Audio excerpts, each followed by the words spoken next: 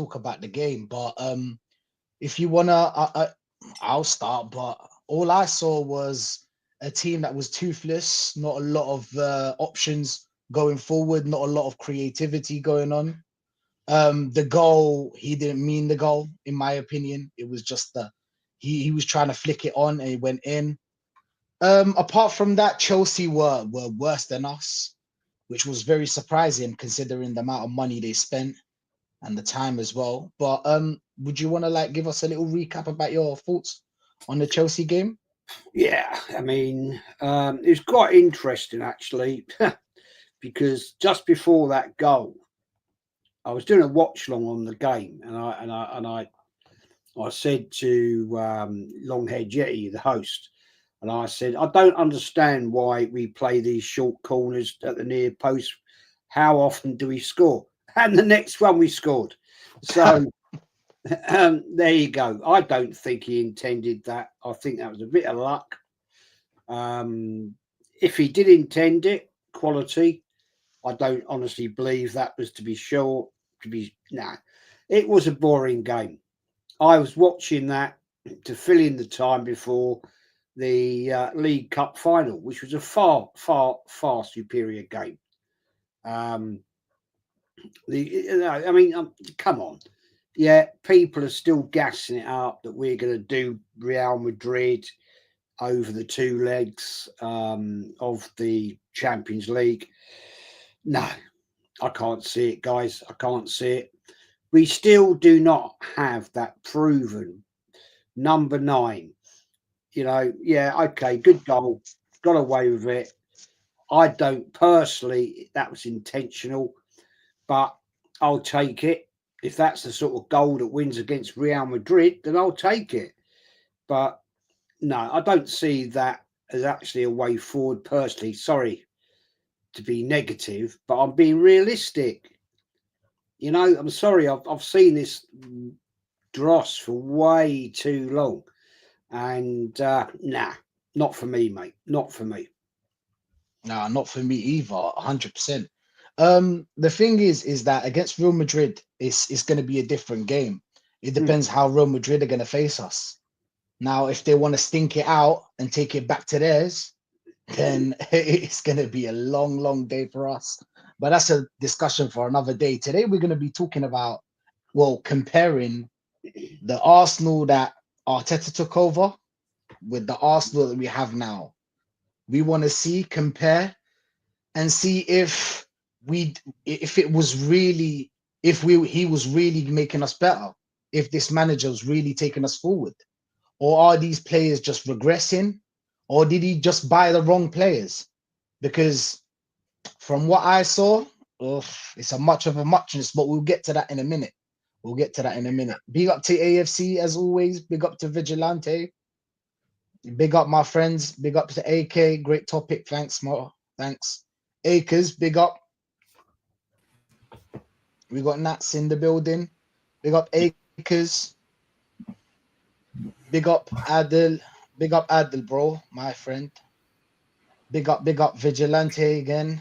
Big up Jez, great and like a lot. Yeah, great show last night. DJ B and Kenny Ken. Do you want to touch on that, Jez?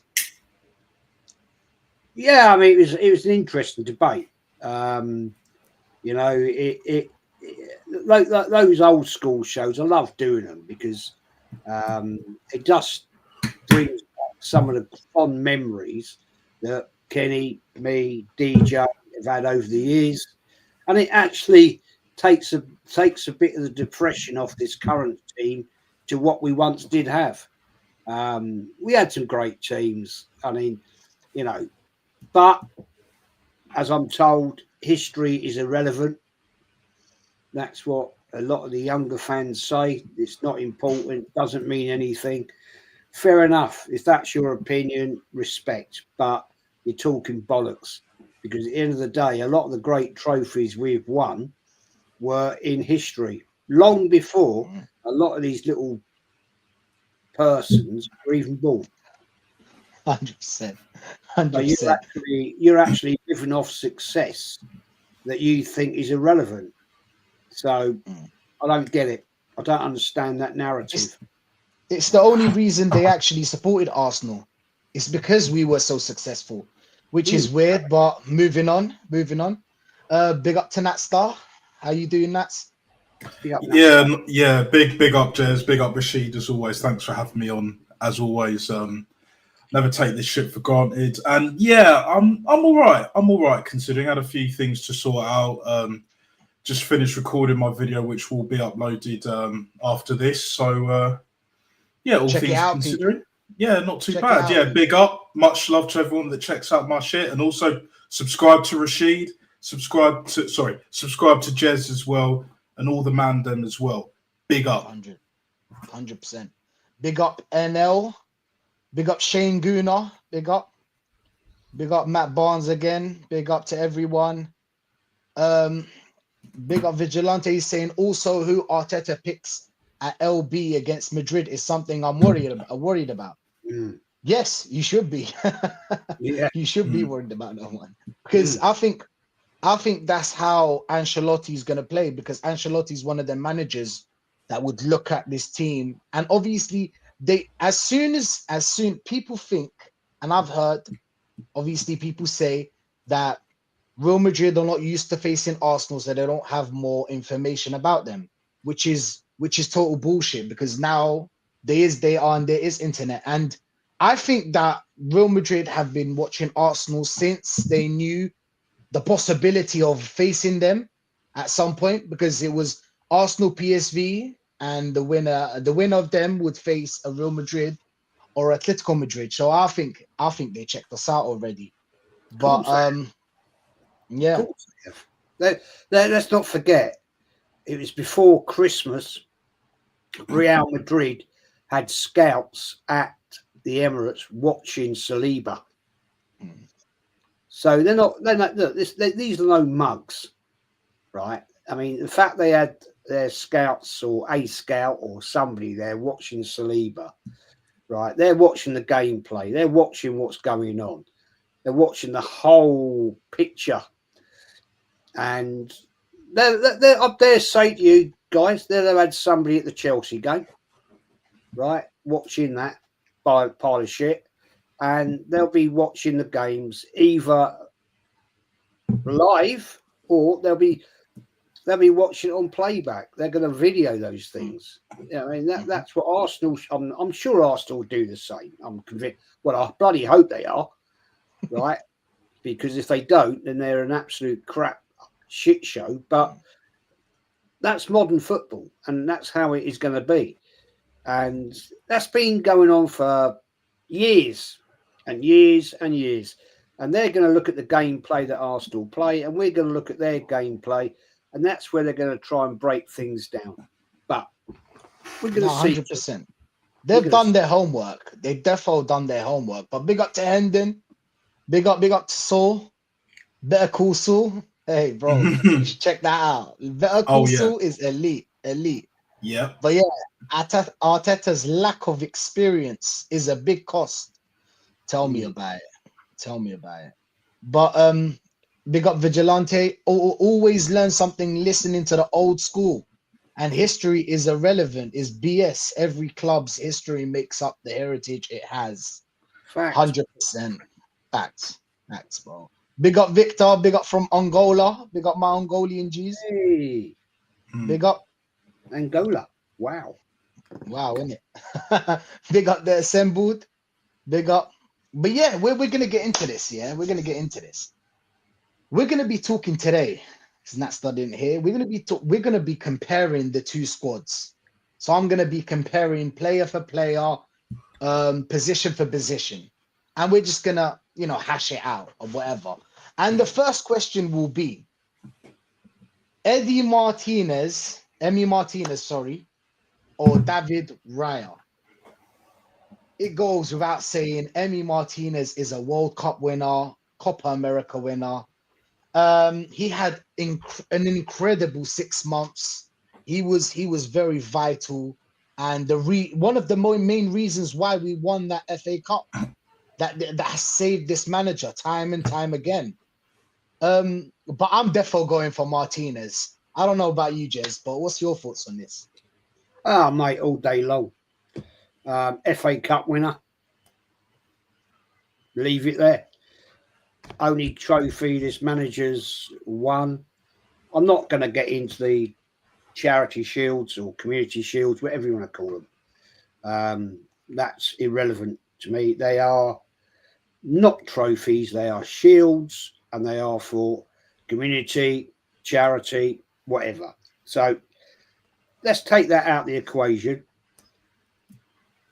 The only trophy this manager has won was with Emery's team. Right? We can go on about this all night long and debate and debate and debate. No other goalkeeper at Arsenal since Martinez has won anything. Yeah. So that's enough to say, isn't it? That's it. And how many keepers has this manager bought to replace this keeper that he already had and already proved his worth after an incredible 6 months?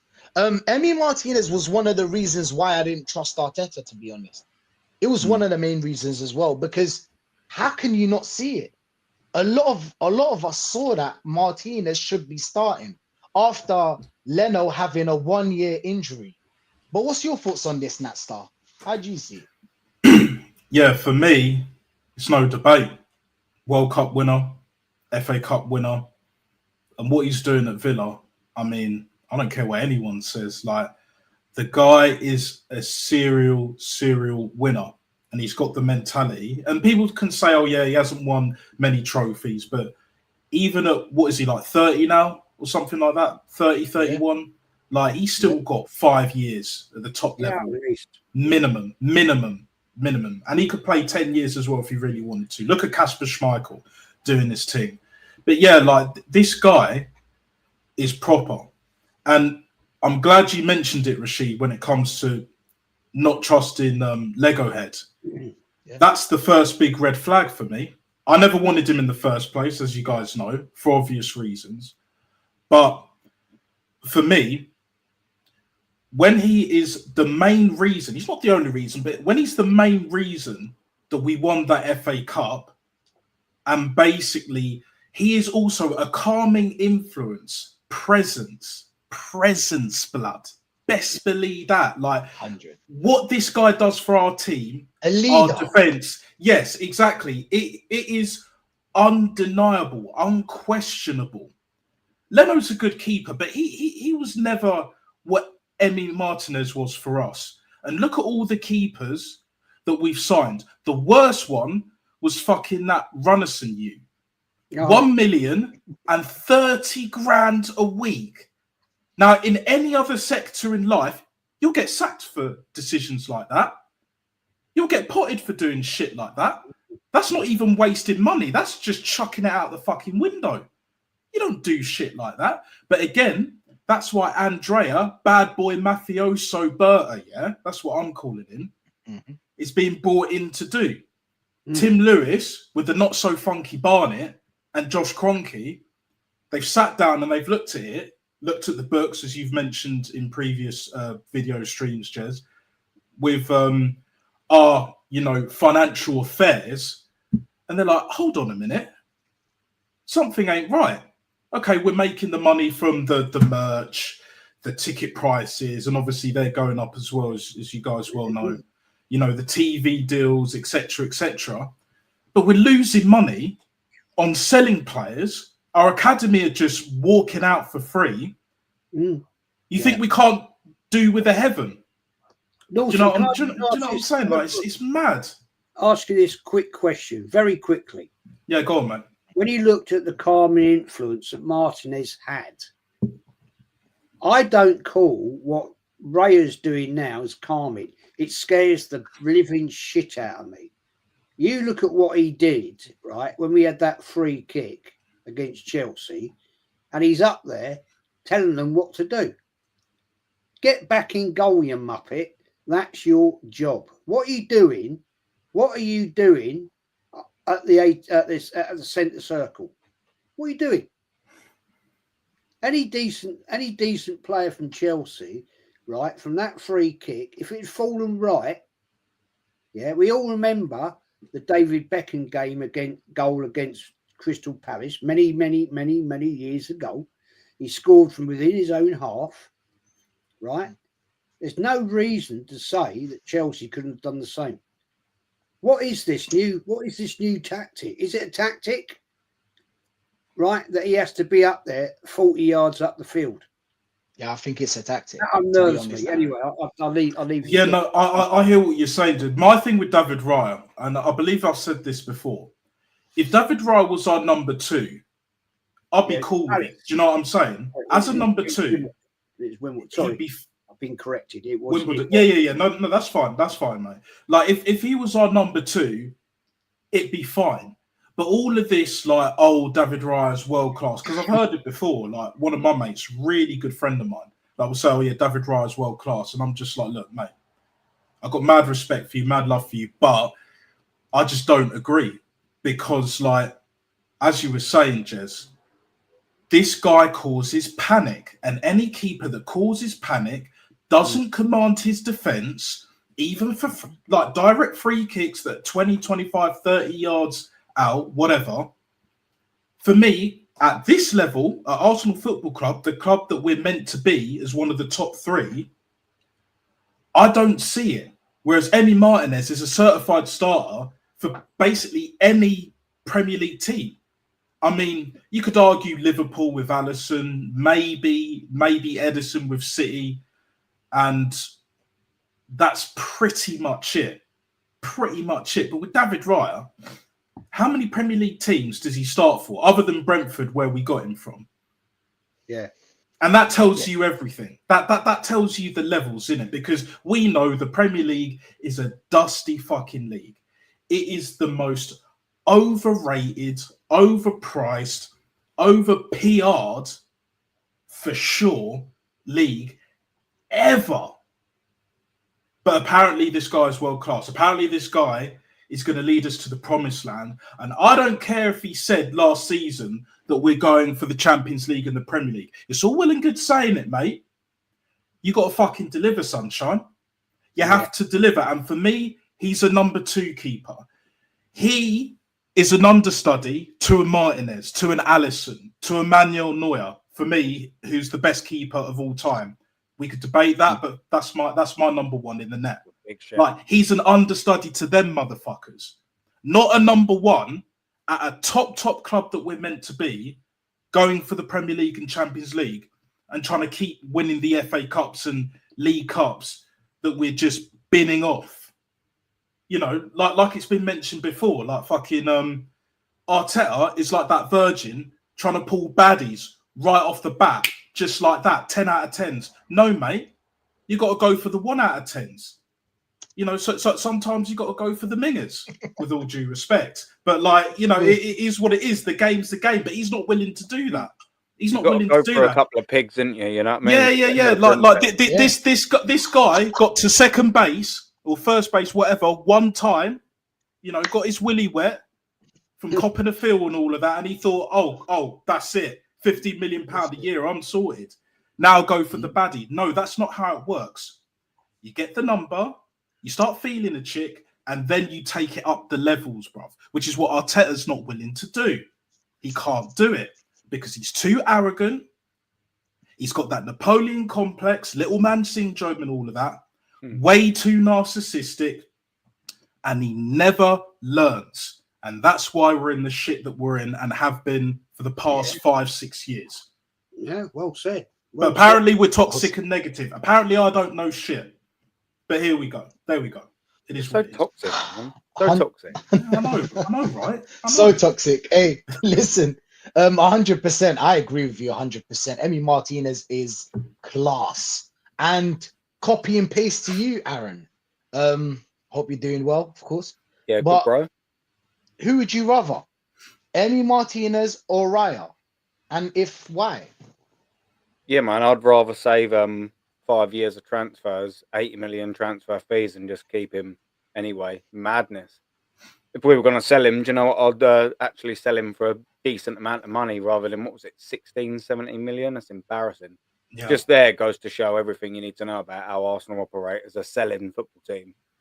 Emi Martinez, 17 million. That's embarrassing. But listen, it's one of them things, and it's sort of similar-ish to what Natster said. If David Raya was to leave Arsenal, he'll probably go down in quality. Maybe not loads far, but, you know, he wouldn't go up in quality. If Emi Martinez leaves Aston Villa, he's going to a better team. He's going to a top team. And I think that pretty much there just sort of sums up where the two sort of are at. I think David Raya is punching a little bit at Arsenal. Arsenal FC should have a better goalkeeper. But look, he's been good this year, Raya. I'm not going to knock that whatsoever. Do you know what I mean? He's been good, but he's also been a little bit wobbly. Do you know what I mean? You're going to get that with some keepers, but, you know, he's a lot waiting to happen, like you boys already said. Do you know what I mean? You just don't ever get, you know, like what sort of Gallas and Terry or Carvalho and Terry sort of had with Czech behind them. You know, they're just thinking, yeah, and absolutely no problems here. What Man United had when they had Schmeichel and Van der Sar behind them, you know, you can sort of go on and on with all of them players. They were like, yeah, no problem, because he's in goal. Calm instantaneously across corners, set pieces, the defence.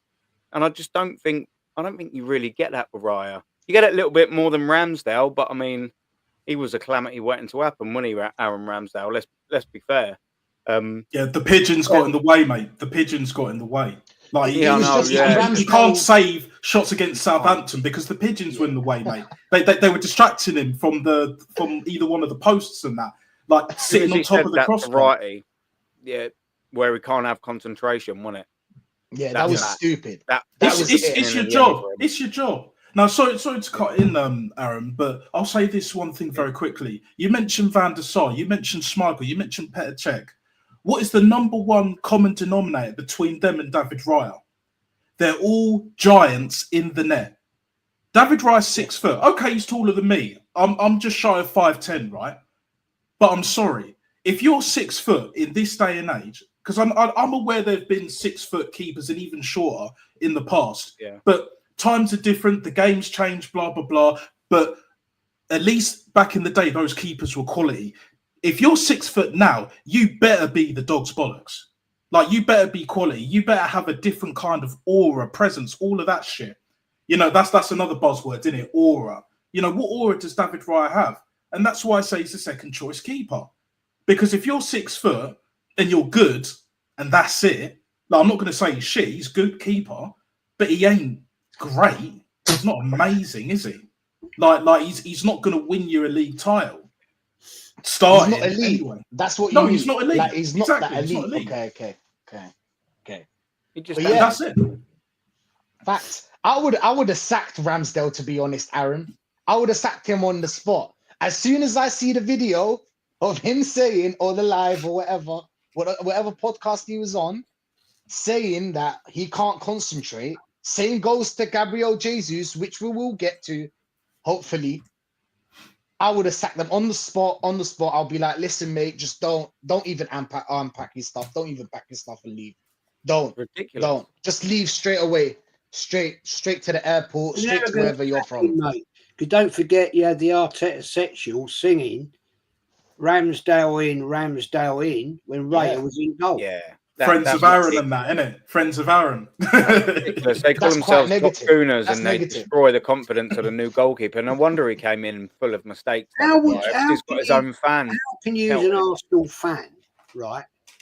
I'm not talking to you, Aaron, but I'm talking in general.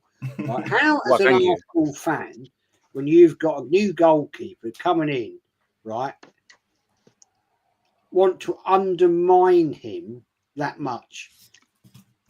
That's never, ever something I've ever seen in all the years I've been going to Arsenal.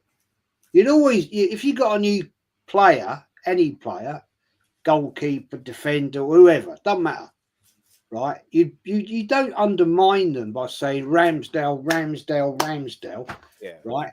Numerous times. You back that new player. What is wrong with these people? It's a cancer in this club. Right? I heard it at stadiums, mate.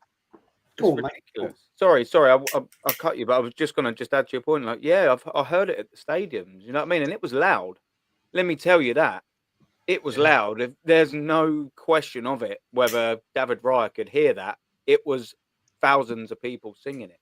And I just think, he's listening to that. He must have been obviously buzzing for signing for the Arsenal, and then the first thing he gets is just everyone cheering on Aaron Ramsdale. Do you know what I mean? I don't know. It was wrong. You know what I mean? And these are the same top gooners that are the best fans on the planet. Only do right for the club, and that's what you do. But that's where you distinguish between a proper fan and someone who's just giddy about their latest A fad. groupie. Yeah, and that's just what A they are. groupie. You know what I mean? They're giddy. Oh, They yeah. probably heard one person sing it, and they went, "Oh yeah, I'll have a little join in," because they've got no brain for themselves. They, like I said, they can't distinguish between what's normal and what a normal fan does and what they don't. Do you know what I mean? That weren't me. I was looking down at a lot of people as well, and thinking, "What are you lot singing, man?" It's not What a fair on bunch of pricks. Raya. It wasn't fair on Raya. I mean, he just joined. Yes, I didn't think we needed a goalkeeper at that point. Oh, sorry, not that we didn't need a goalkeeper. He wasn't the main concern. I would have rather fixed other positions or brought in other talent to other positions or other players to other positions than focus on the goalkeeper. But that's just me. Yeah, But either way, you support Arsenal. You don't support Aaron Ramsdale. So I don't Rashid, know. we spent 100 million breaking that position. It was set by the moment he got there. We had a goalkeeper for the next 10 years. He was only early 20s, mid 20s max. Surely Martinez, when he came in, surely he must have been knocking on around 23ish. I'd have thought. We had a goalkeeper there for at least 10 years, and we spent 80, 90, 100 million quid in a few years completely getting it all wrong. Why? Look at all that investment. 100 million there. You're telling me that couldn't have gone at the time to replace Aubameyang? You tell him, do you know what I mean? You telling me that couldn't have been spent on getting a Bruno Guimaraes for 35 million, or players in positions that we actually needed at the time, and instead he's going hell bent on replacing left backs, which I know you'll get to, and goalkeepers. And you're sitting there just thinking, what are you doing? Like, how can you come into this Arsenal squad, win an FA Cup with this Arsenal squad, and then go, right, he's crap. The two positions that were unbelievable. Yeah, he's got to go. We'll just focus on these two positions. What are you doing? Yeah. Like, that's worrying. It's worrying. Poor It's management, worrying. top to bottom, boys. Top to bottom. We're gonna read out some comments quickly, but there's a lot of comments here. Like, I'm sorry, guys, if I can't go through all of them, but we're gonna read some of them. Martinez was sold and he was never produced a replacement. 100%. Fraudetta nearly signed 10 goalkeepers since Martinez's exit. 100%. Aaron's dad. We'll get back to that later. Big up to you, because that question is about Saka and we haven't got to Saka. Yep, the major problem is what Arteta's seeing. 100%. Martinez's class shot stopper made no sense. Not trusting him. Yeah, 100%. Arsenal have never made money off a player sales. Yeah, we haven't. But yeah, Arteta has spent close to 100 million just on goalkeepers. Big up Hendon. 100%, man. That is crazy. But Crazy. Martin, I do very like quickly, Rashid, like is like he's got character, and we know what Lego Head is like with characters in the dressing room. No matter how good they are, he will bin them, like cut his nose to spite his face and all of that. So we know what the crack is. Pause. There's your answer, Malcolm. It's that is because why what he was Jez sold. always says, a classic Jez comment, because he's a narcissistic little prick. Mm-hmm. Jez is spot on every time he says it. Narcissistic little. 100%. Oh my god! Wow, 100%. I can't even say the word. Narcissistic little prick. Yeah. Well, Jez is always spot on. Really, to be fair, I mean, come on, they don't call him the Godfather for nothing, do they? Come on, 100%. 100%. The nice guy. I like that name. I can't lie. I like that name. I do like Raya from corners. Got a fantastic catch on him, but you didn't respond to the whole because we're talking about overall. Yes, I agree, but overall, Emi Martinez or Raya, respond in the comments. Big up. Goalkeepers doing too much because they're bored. No, I don't think they're bored. I think it's a tactic. I genuinely think it's a tactic. But we move on. I'm gonna move on to an interesting one now. It's gonna be Kieran Tierney or Zinchenko. So Kieran Tierney's only problem is being injured. Yes, he does miss games. But we've seen other players miss games, and this club says, oh, these fans say nothing about them, the way they're on to Tierney all the time. And what Tierney brings to the team is something that Zinchenko, going forward, Zinchenko is good. The short passes, whatever, but he is a liability when it comes to defending. And you're a left back, mate. So sorry, you have to defend. That's your main task, to defend and then attack. But Jez, what's your thoughts on this? Tierney or Zinchenko, and why? Well, let's compare the two players, right? Kieran Tierney, multiple championship winner, cup winner in Scotland. Now, people can argue, yeah, it's not the level of the Premier League. I agree. I agree. International footballer for Scotland, when shit, I agree. Zinchenko won stuff at Man City. But let's compare the injuries, shall we? Zinchenko has been injured as much time as Kieran Tierney. So what are we arguing about? What are we arguing about? Right? Tierney is a respected left back. When he was playing left back with Xhaka and Martinelli, they linked up beautifully. Now, I don't rate Xhaka, right? It wasn't until his last season, really, that he actually turned up. The rest of the time, I thought he was a pile of shit. Zinchenko at left back, going inverted constantly, was a liability, and it cost us so many times. Out of position, right? We had to have Saliba, Gabriel covering for him doing that. Now, if that was, I dare say, Arteta's tactic, because that's what, dare I say it, Pep Guardiola liked to do. Hello? Who did Pep Guardiola? Well, who did Arteta work for? Pep Guardiola, right? Personally, all day long, the better left back there for me, no question. The man has won numerous titles and cups in Scotland. It's got to be Tierney. Yes, I know people are going to say, yeah, but it's Scottish Premier League. Don't matter, mate. He's a winner.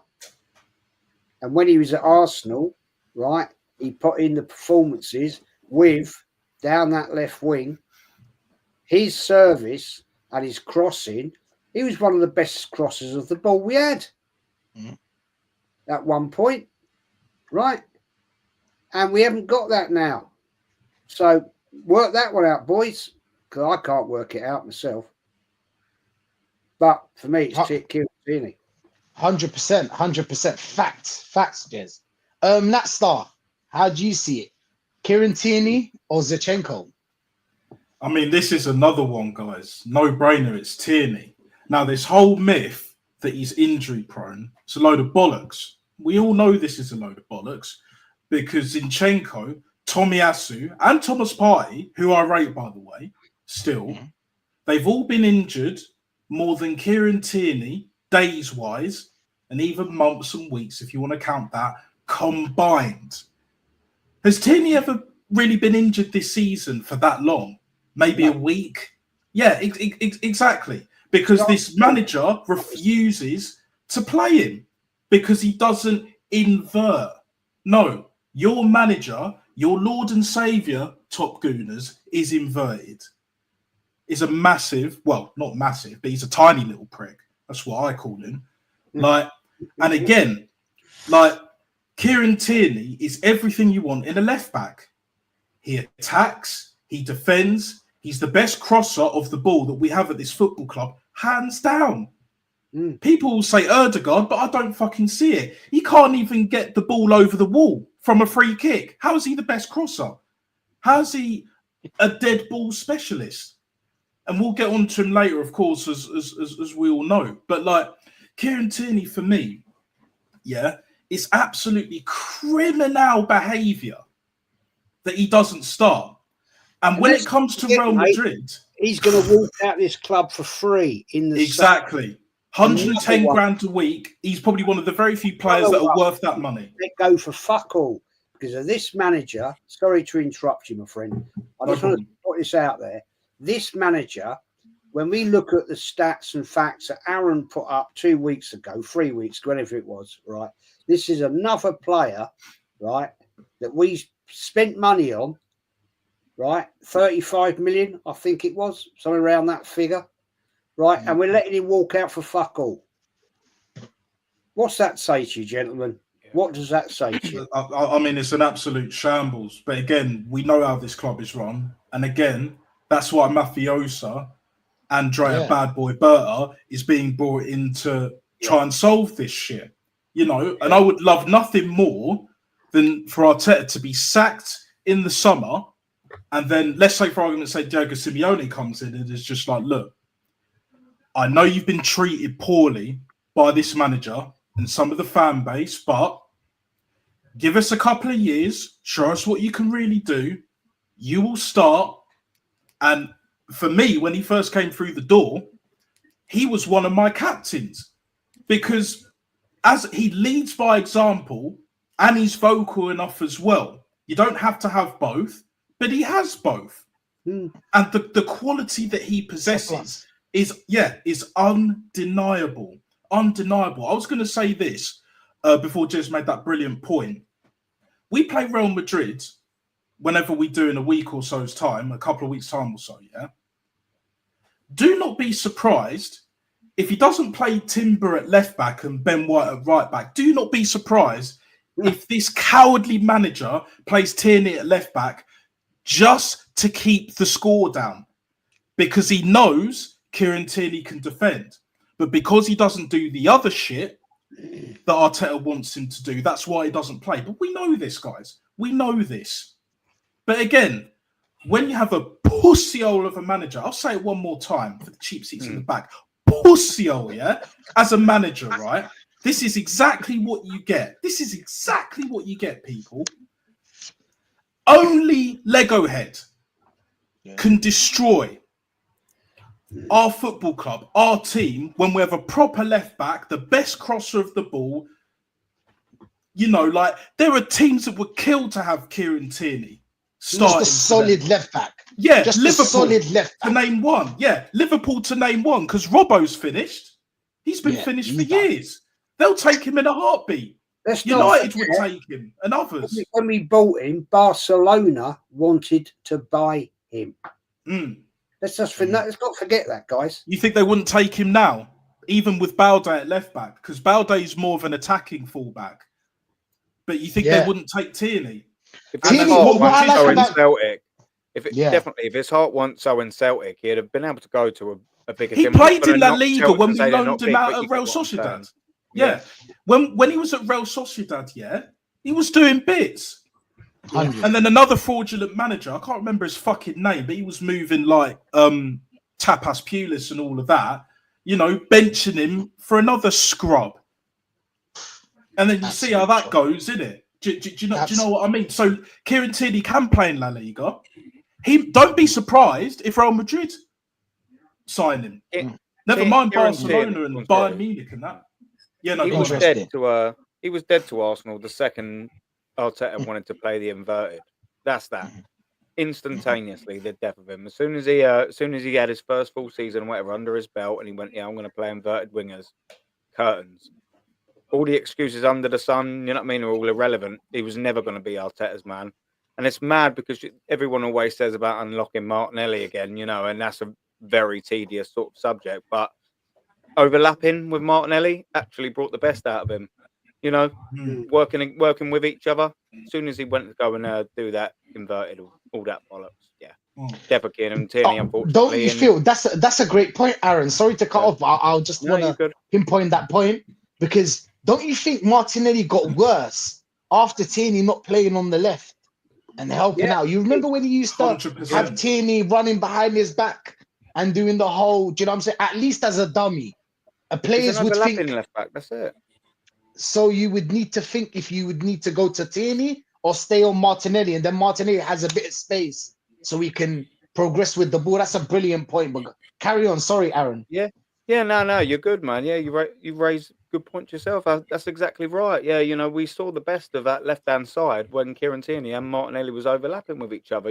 Two, I know it's not obviously Ashley Cole and Robert Perez-esque, nowhere Yeah, near of it, but you course. kind of catch my drift. They work well together. And let's face it, since that season where they was overlapping, doing bits, we haven't seen the left-hand side really like that since. I mean, I know you can sort of say, when Xhaka was in there, yeah, that was pretty good. But Kieran Tierney there, yeah, he's been by far the best left back.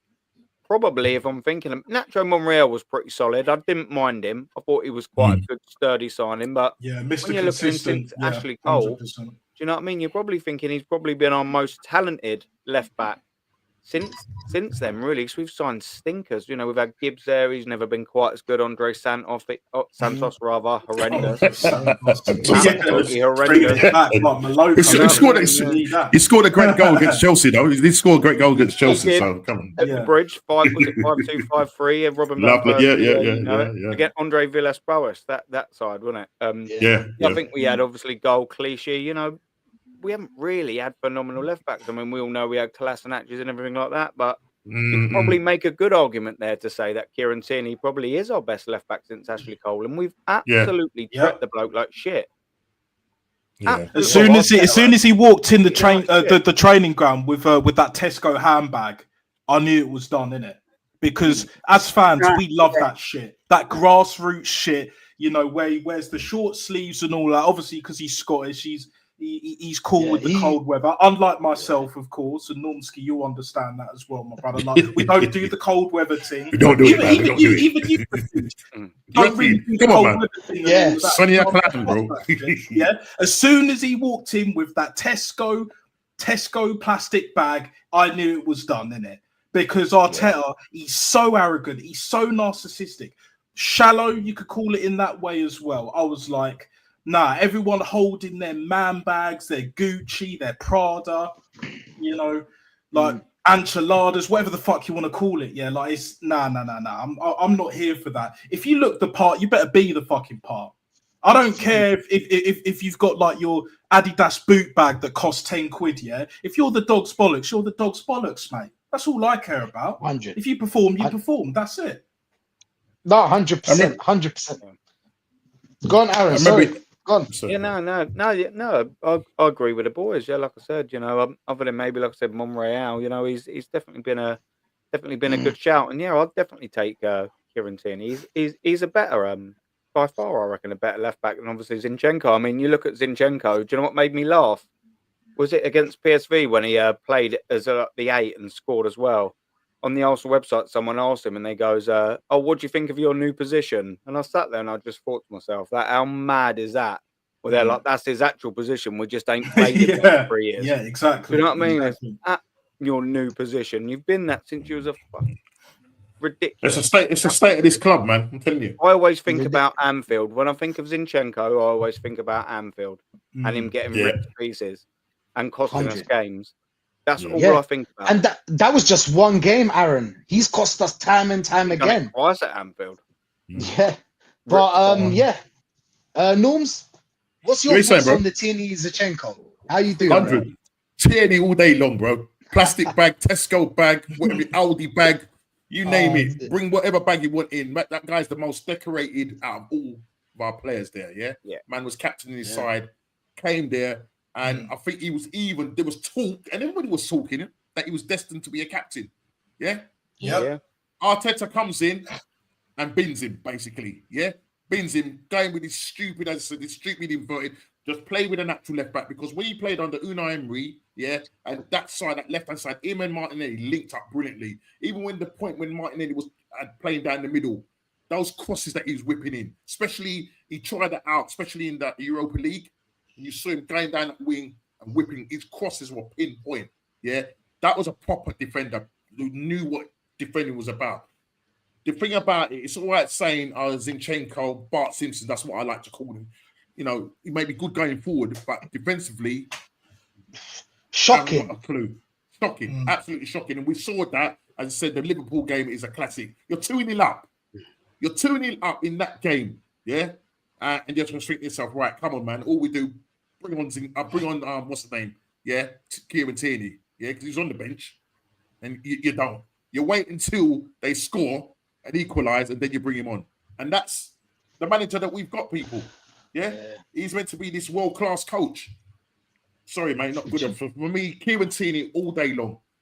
All day long. It's such a shame that he's going on a free now to Celtic. But he's going back, you know what I mean? And he's going to go and win more medals with them.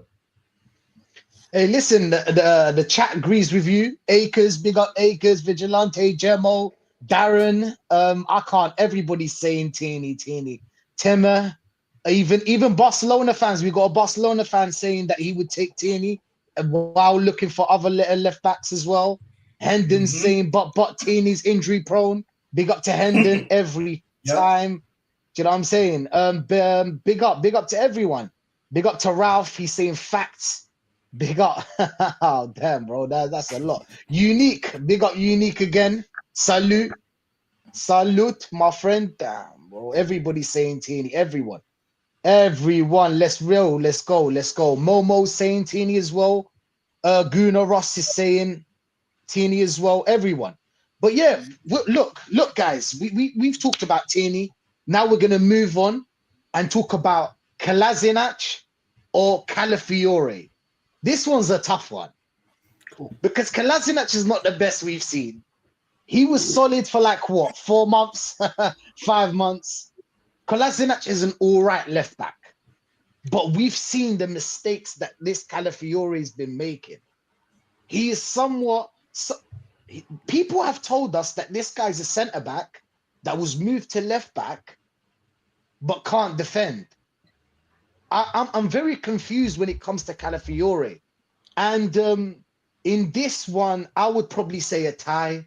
I'll probably say Kolasinac is the same as because Calafiore is better than Kolasinac going forward, but defensively shocking. Kolasinac better defensively than Calafiore going forward. Yeah. So yeah, I'll probably go with a tie. But Jez, what's your thoughts on this? Would you rather Calafiore or Kolasinac? Neither. Be honest, I don't think either of them are the levels that we should have at Arsenal. Sorry, Kolasinac was too. No. He was too mistake prone, and Calafiore for me hasn't proved shit. So I'm sorry, I've got to tell you, bad mistake on both of them. Simple. That's it. Not good enough. 100%. If you need a bodyguard, definitely Kolasinac. Definitely. 100%. That's about all Yeah, fair enough. If he's up for a street fight, then probably fair play. But apart from that, no. Do you guys remember that video? Was it with Ozil where someone tried? Yeah, I remember. Both of them misses. Yeah, both of them misses in it. Like they were like a Mercedes G wagon or some shit like that. That's right. Yeah. Look, fair play in it. Like you can't knock it. And Kolasinac, he came from like, was it that he's Bosnian, isn't it? Like so, he ain't used to. Sorry, he's no stranger to conflict. That's what I'm meaning to say. Do you know what I mean? He's a bang average left back. But he's a warrior, and I can't knock that, innit? It is what it is. Why didn't he show it on the pitch then? Yeah. It's all right having a street fight with a couple of puppets, right? And they're trying to nick Ozil's watch, right? Fair play, respect. I'll give you that, right? But try and show it on the pitch then. He fucking didn't show it. Yeah. It's just one of those things, isn't it? It's just one of those things. For the size of the guy, he got flung about a little bit on the pitch, not going to lie. And he was not very good going forward either, especially in front of goal. Absolutely. He was in team of the year. You know that before we signed him. I know. He was a free agent. That's it. Yeah, free agent. Yeah. And then we let him go for free, I swear, as well. so we made no money. What was he on? He won something as well. Top money, like 100. Yeah, he's won something with Atalanta. 120. Yes, I thought it was that. Yeah, 120 grand. Yeah. Yeah, he was on 120. I've got. He was on a lot of money at the time. Yeah, he was on a lot of money, man. I would have to agree with Jez, man. Yeah, not for me. None of for me, I wouldn't take either. But the thing is, with more so with Calafiore to me, he's another one of them misprofiled players. He's one of them. We'll get onto the other one later, innit? Do you know what I'm saying? But Calafiore is not a defender. I don't care what anyone says. Oh, but he did well at Bologna. When was the last time you saw a Bologna game? When was the last time you saw a Juve game under fucking Thiago Motta? I rest my case. But I'll digress on that point. Calafiore, for me, he is a forward. The only reason why you play in a back three, or there's two reasons.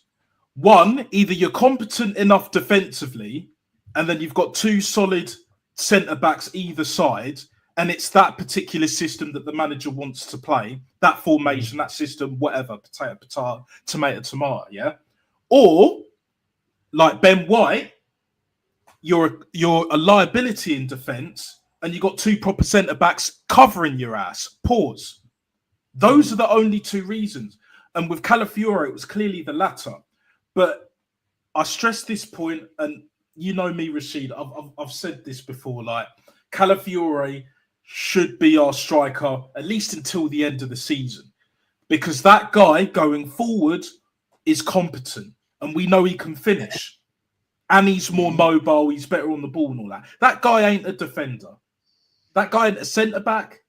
In my eyes, never was, and definitely not a fucking left-back. Not even a wing-back. He is a left winger. He is a striker. End of period. But yeah, to answer your question, mate, I'll take neither. But that's it. That's I mean, he would absolutely struggle, even if, say, you know, he was to play in a free. He would struggle. He would absolutely struggle. Oh, yeah. We ended up doing that with Kolasinac, putting him in a free at some stage. Yeah, we did. We did. Yeah. But with Calafiore, defensively, he just can't defend. He's not. I mean, playing at left back, you need the first thing when I saw him at left back, I thought this guy's not mobile enough. Yeah, and any tricky winger that he comes up against, he's finished, and we saw that. Do you know what I mean? And he's right, Nesta. Let the guy go and play up front, because when you saw him when he came on, I can't remember who it was, and the little flicks and stuff that he was doing up front, and the naturally hitting, scoring. He didn't even look at that PSV goal. PSV one, wasn't it? Yeah, he just touched and finished with his weak foot as well. Do not tell me that's not natural striker instinct, bruv. He's been misprofiled. I've been saying it. But surely everyone he's ever played for hasn't misprofiled him, though. That's the thing. Like, you know, I agree, Aaron. Surely not Arsenal and Bologna and Italy and Arsenal surely haven't gone, well, he's pretty good at finishing, but fuck it, we'll just stick him at left back. I don't know, man. I get what you're saying. His finishing is underrated, but I just can't see everyone at multiple clubs misprofiling him. But look, I don't know, essentially. Do you know what I mean? He definitely can't defend, and it looks like he can finish a little bit better than he can defend, that's for sure. I know that. But maybe a midfield player, maybe a midfield player. Who was it that we used to say about having a number 8? Some people in the comments are saying number 8. Yeah, maybe that. Yeah, but he has to stay forward like Xhaka, innit? Yeah, that's the thing. Keep him. That's the thing. Keep him away, just like Xhaka. Just keep him away from the 18-yard box, and you'll be all right. Yeah, exactly. But that's what we're gonna do with Zinchenko, and that's what we'll end up doing with Calafiore. And there's so many players that we're gonna end up doing this for. How many players are we gonna accommodate and try to like make them, or what we did to Xhaka is make them as comfortable as he was by not defending? And I'm sorry, the football nowadays, the whole squad needs to defend. Do you know what I'm saying? Because, well, okay, maybe not the whole squad, the midfielders. I'm sorry, if you're a midfielder, you gotta have some kind of like, do you know what I'm saying, defensive attributes. Do you guys agree with me or not? Well, that's the whole point. Yeah, because that's the whole point of what a midfielder does. That's his duty, to be able to defend and attack. Yeah. That is basic. Do you know what I mean? So, so what would you go for? No. Would you go for Calafiore or Kolasinac? I said none of them. So it's a tie. So it's a tie, right? Yeah. So literally, yeah. Both are very, I never very rate poor signings. Yeah. No, 100%. Very poor signings. Very poor signing. So that one's a tie. We're gonna move on. This is an interesting one. David Luiz. Oh, okay. Maybe I'll not go for David Luiz. I won't go for David Luiz. Okay. I'll go for Callum Chambers or Kivior. So it's Callum Chambers or Kivior, people. Okay. God Do you damn. see the kind of shit with you heard the kind of shit we're dealing with? Callum Chambers. Copy and paste, I think, in it from the other two. Yeah, both of them are absolute pony. What Callum Absolute- didn't Callum Chambers play? Did he? Who was it when he went on loan? He played as a midfielder. Was it Aston Villa? Yeah, he he played no, as a he was yeah, Aston the Villa DM. at one point. Did he go on loan to him? I thought that's who we eventually sold it. When at Fulham, actually. I I'm sure think it was the- No, Yeah, Fulham on sorry, loan, Fulham, and then he Fulham. went to Villa. Yeah, sorry, then he Fulham, went yeah, to Villa, sorry. yeah. when we talk about these players, right? You just mentioned those two players, right? And when you think back, it wasn't that long ago when we could mention some of the defenders that we once had, and we're talking about this Callum Chambers, madness, isn't it? Callum Or Chambers. Kivior. Or Kivior. And we're talking about this and Kivior against some of the greatest defenders in English football at Arsenal Football Club. What are we doing here, gents? Yeah. I'm sorry, I'll have to say again, neither of them. Neither. I thought, you know what? I'm sorry, I have to say it's you know Moise. what? I thought Jez was going to quit the stream. Come on, man. Come on. Me too. You talk about these two players, right? Yeah, you know, let's just put a comparison here. I mean, we've had some not great defenders since the glory days, but these two, Callum Chambers and Kivior, come on, what are we doing here? We had Leicester City, I think, didn't they bid like 18 million, I think, on one deadline day, and we rejected it. Or it was there or thereabouts near Callum for Chambers. Chambers, and we said no, and then just let him go a year and a half later. Madness. Again, Aaron, this again, right, is what I'm hoping that Berta, when he joins, which I think is next month, right, I hope he sits down, opens up the journals and looks like and goes, what the fuck are we doing here? What's this? What the fuck? What we bought him and we let him go, what? We paid him that, what? 120 grand a week and we let him fuck off for nothing. Jez, where's your torch? Jez? Where's your torch? Oh, yeah, sorry, mate. The wife. Hopefully he watches. Hopefully he watches my 2.0. Yeah, no, it's true though, isn't it? It's true. It is true, gentlemen. Yeah, It is no, you're true. right. I wouldn't sign either of them players. Wow. Chambers, Kivior, no chance, man. Yeah, I have to agree with you, Jez. Like, neither are good enough. Neither like flatter to deceive. Like, for me, I would say Callum Chambers is ever so slightly better than Kivior. But again, that's not really saying shit because neither of them are good enough. You know, you thought I was going to be controversial and say I'd take Callum Chambers over Kivior. You know what it is? I don't know if everybody would agree with.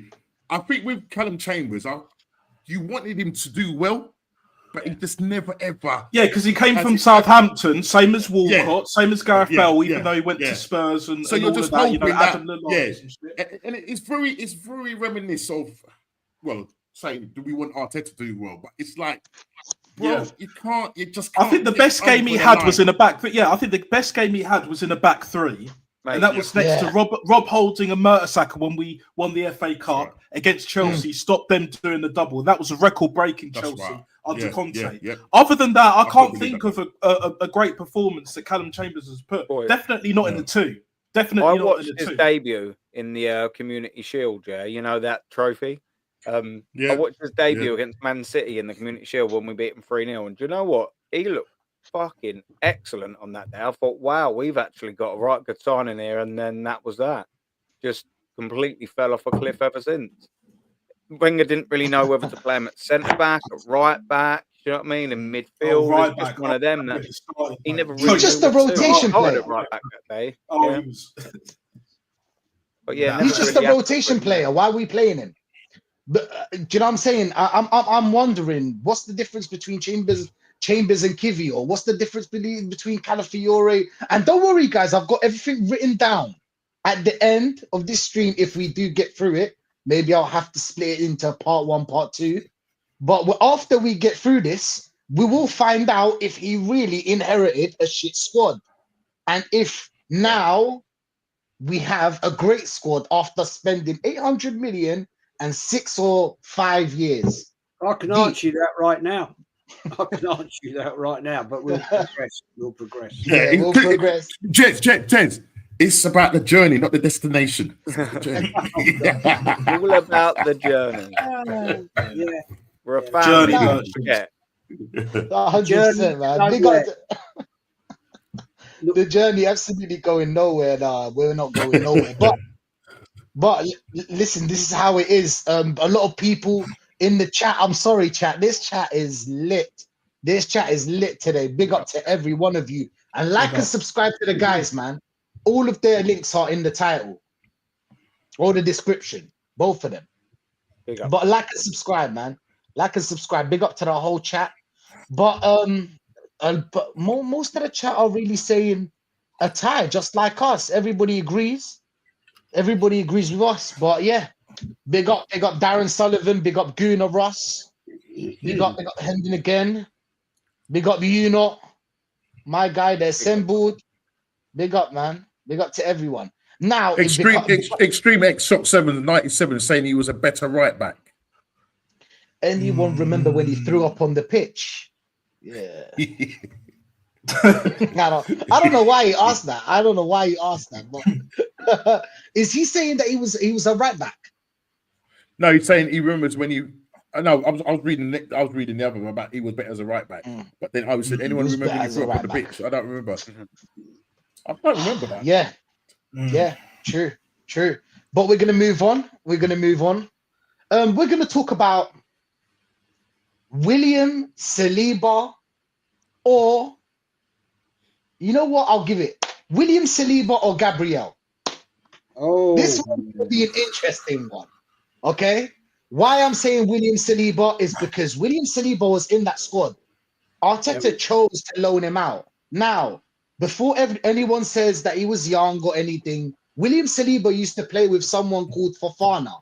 Now this That's Fofana right. plays for Chelsea, correct? Yeah. Now that Fofana, in that time in France, they used to say that William Saliba is better than Fofana.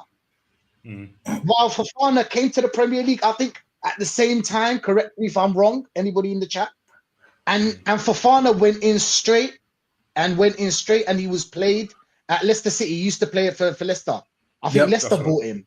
And he was straight in the starting lineup. They didn't need to loan him. They didn't need to do anything.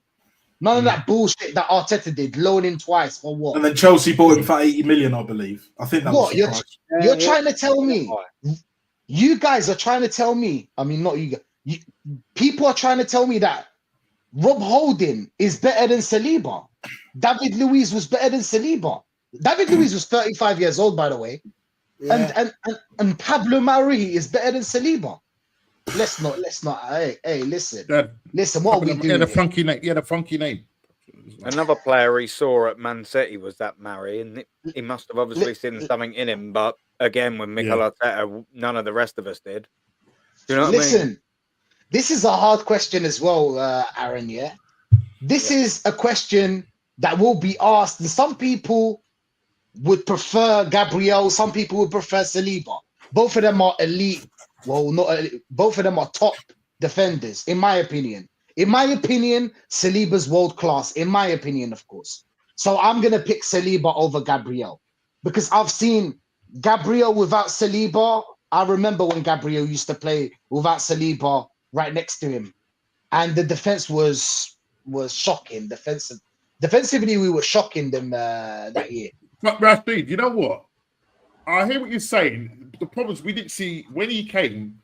apart from seeing him playing in pre-season and that, we didn't really see enough of him. Okay, we were seeing him what he was doing over in France, but we didn't see what he could do in the Premier League. So it's very but difficult. we saw Fofana, Norms. We saw Fofana come straight from Saint-Etienne and go, and you know what I'm saying, play for Leicester. Yeah. And Leicester were doing well those years. Remember, Leicester were all right those years. Don't forget, it wasn't for 2 seasons that we actually saw Gabriel and Saliba play together. And let's not forget that Gabriel did have the bozo gene for 2 seasons. Yeah. Yes, he did. Yes. So it's a tough call. Tough call. But to actually compare one against the other, if that's what you're asking me, that's a very tough call.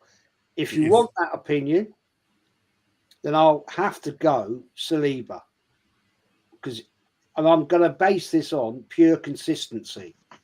Right? Gabriel, even to this day, can be a bit of a prick. Right? He can cock things up. He can get out of position. He cost us a couple of goals. Right, this season. Right, he cost us last season at Liverpool.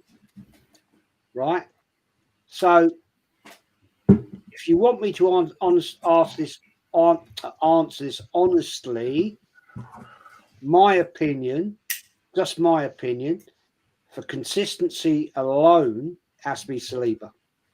Yeah, I'm going for Saliba as well, purely because he's that little bit younger, and I think his ceiling's higher. But let's also not forget, and I genuinely believe this, in the last year to maybe pushing 18 months, I think Gabriel's actually outperformed him. But it's hard to ignore all the points that Jez made, to be fair. You know, it is easy sort of to forget about them first bits of Gabriel. They weren't pretty. You know, and Saliba's definitely been a real big help for Gabriel's turning form, you know. But look, you know, it is a tricky one. I'd only go for Saliba purely based on them reasons. But yeah, Gabriel, he's still been phenomenal. He's still scored a lot of goals for us. I think he's been the highest scoring defender in the Premier League since he signed. Yeah, a really good player. Really good player. But yes, I think Saliba's just got to edge it. No, 100%. 100%. Would Saliba get you over the line? Or would Gabriel get you over the line? For me, yeah. For me, guys, like, I don't even think this is really controversial. Like, I hear what Jez is saying. I know Gabriel technically does have the bozo gene still. However, for the past 2 years, just shy of that, he's been our best defender by far. I think in this era, I wouldn't say either of them are world class. I think they're both just shy of it in this era. However, would they get in pretty much every single team around the world?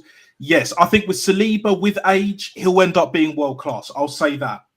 And with Gabriel, he can definitely get there as well. But for me, especially over the past 2 seasons, and the fact that in the last year or so as well, Gabriel has shown leadership qualities.